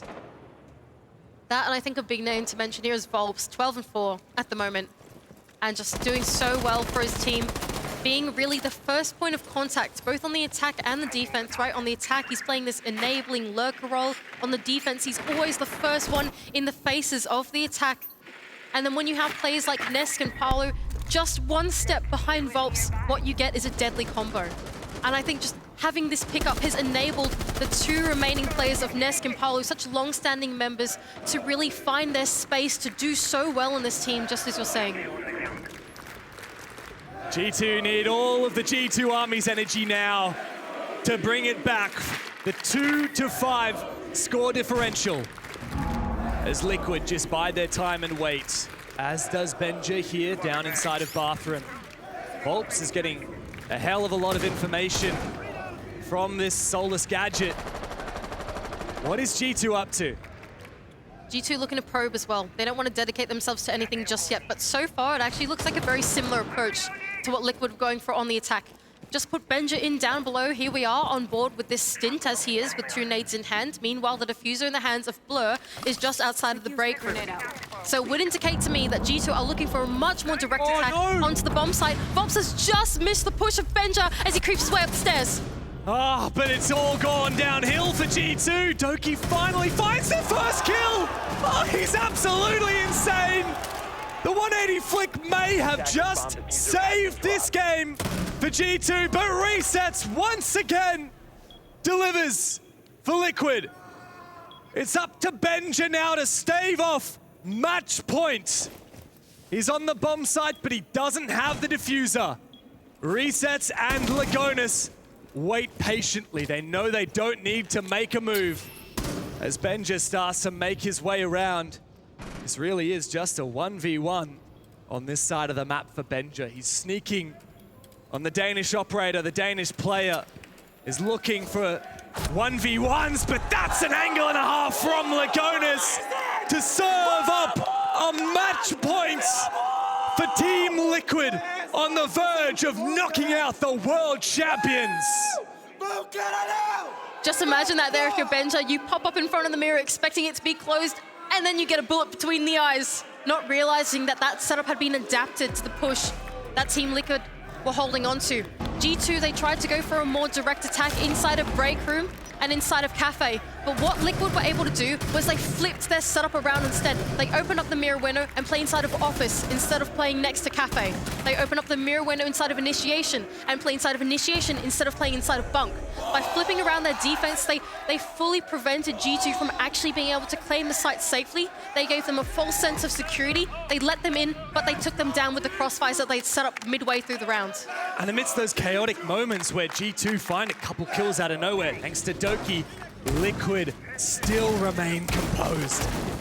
Resets, he's been a player we talked about quite a lot today.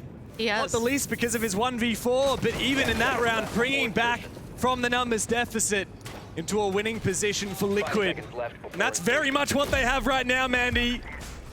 Rub your eyes and you'll see it's clear as day. It's a 6-2 advantage for the Brazilians. And this comeback from G2 has to be immense, and it needs to start right now. G2 are being kept so accountable by the setups of Liquid so far. They're fully utilizing this combination of the Solus and the Azami. Whether you're roaming, you're running into the Solus, who's telegraphing your push. If you try and hit the bomb site, you meet the fortress of Nesk that is set up. Lagonis seems ready and waiting for a potential rush in through the drug window, but it doesn't eventuate, as G2 look to try and sweep the map instead. The Dokkaebi and the Lion combination with Doki as well on the Ash will surely enable them to try and get their way in onto the map and take down some of these roamers. We know Doki well. He's always looking for an opening, but he's struggled to find them in this map. We know Alamau well. He always tries to lead his team to victory with the high energy, with the passion that nobody can doubt. But he may have met his match in the form of his former teammate, Lagonis. And on G2's quest for the first major victory since 2018, they stare down Team Liquid, who are firing like they don't give a damn. On board we were with Doki just then as he made his entry in onto the map, leading the charge for G2, but all of Team Liquid giving them the respect and falling off to the bomb site. They need to hold on to the adjacent positions. Here is Resets, who's still inside of Armory, making sure that they can't hit the backside of the bomb site.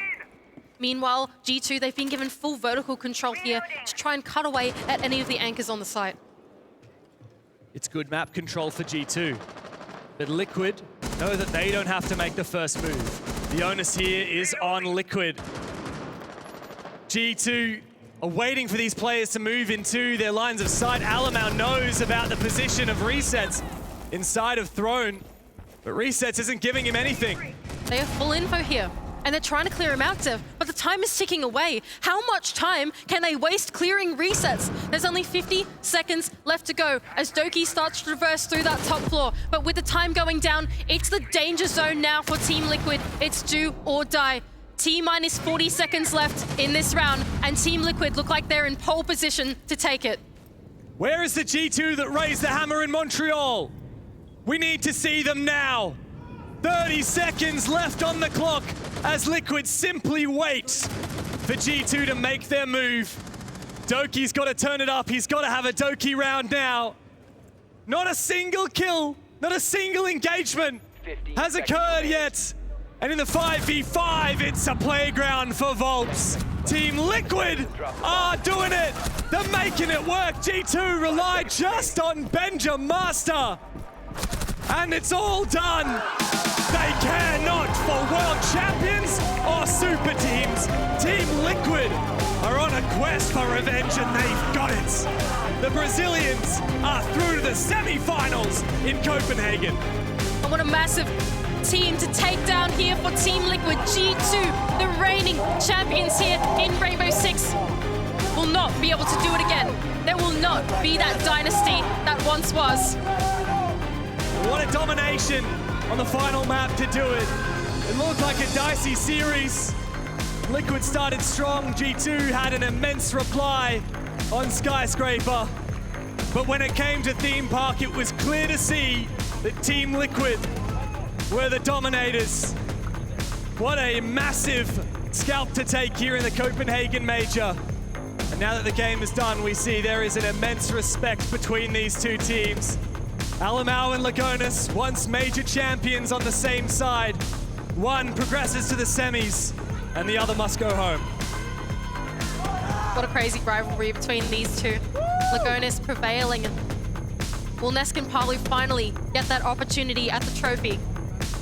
It's been so many players here for Team Liquid gunning for a trophy, and one that's never had it before is Palu, as we go to an interview with him and Ian Chambers. Thank you very much. We've got a very disappointed looking crowd here in Copenhagen, but a very happy Palu. You have just knocked out the current reigning world champions. What more confidence can you get after achieving such a feat? Well, they were lucky, like we didn't face them in the 6th Invitational despite our bad run. You said coming into this. Now look, and this is, I want this from you, Palu. I like it when you show this edge. But coming into this, you said, look, this is our year, this is my year, and I want you now to explain why. We are doing like such a hard work. You guys don't even know, like Hugo is sleeping just a couple of hours to make a study with every single little detail that you can find from the enemy. So he's doing everything he can. Lagon is always bringing something new that we could do with the opponents. Like we played the Theme Park, we knew everything that you could do, they did, and like we were prepared for everything though. So that was it basically. The map 1 Doki interrogation, did that fire you up? Not really, like the round was like already over, let's say, like they already got 2 kills, so we were just like trying to find kills. So it happens, that's the game, and we keep just playing and trying to find our way. I think it takes some real mental resilience to be playing against the world champions in their own backyard. And it must have been difficult to not let all of these loud and vocal fans who were making their love for G2 heard affect you. Oh, we keep hearing like how can I say, on the warm-up, they screaming, but that's it, it's part of the competition. We understand, like when we are playing Brazil, it's obvious they will scream for us, so it's what it is, and we'll keep it doing our job, you know. Well, speaking of Brazil, you are going against FaZe Clan next. This is what we would like to call an El Clasico. This is a proper good rivalry.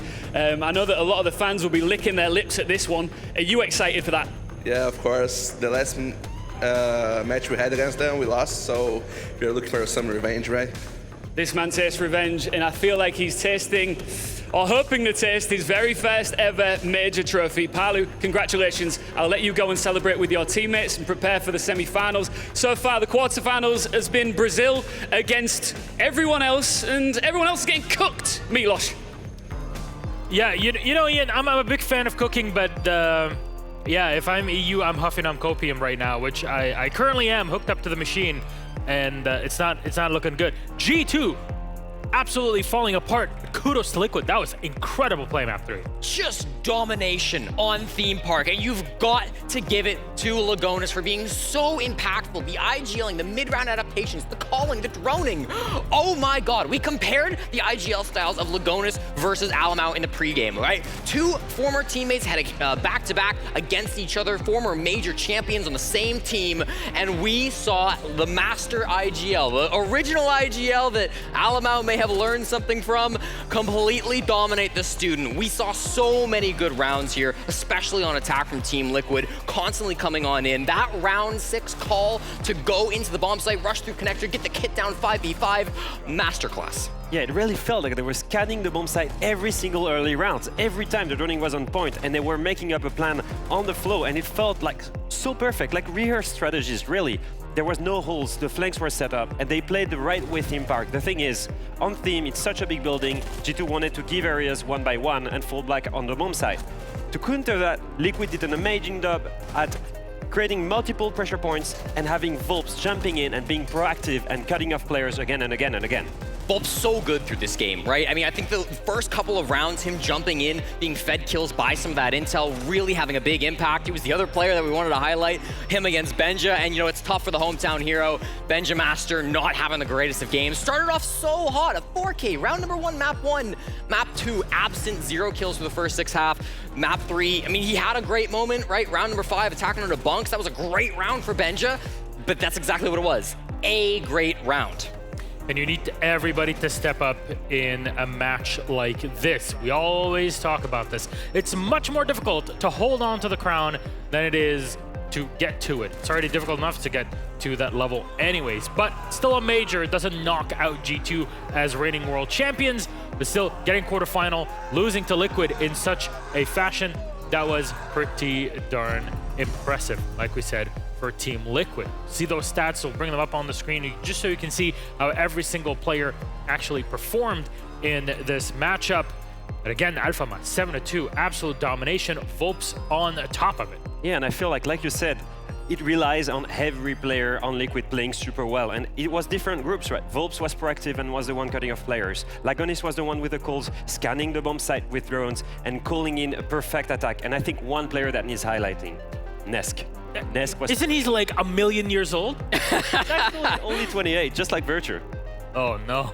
28 is fine, it's still young, it's fine. And then when you're Nesk, you're gonna be a beast, whatever your age. He's always so consistent, he's been there forever. And what was amazing for him is every crucial moment, whether it be in attack or in defense, whether it be a clutch, whether it be a multi-kill they needed, whether it means covering the plant, he delivered. Every single kill mattered.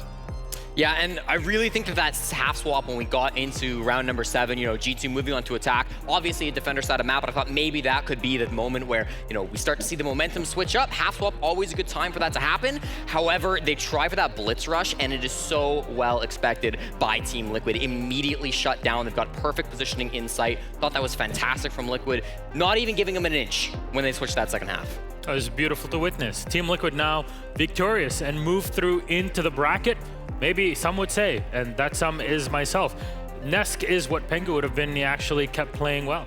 Oof. Ow. Oof. Sorry, Nick. I know you're up to cast later, but, you know, Broken Heart really gets it all going for the next matchup. Speaking of which, we are almost set. One more best of 3 for today. Gentlemen, let's take a quick break. For all of you at home, get some rest. We'll be back for a final matchup.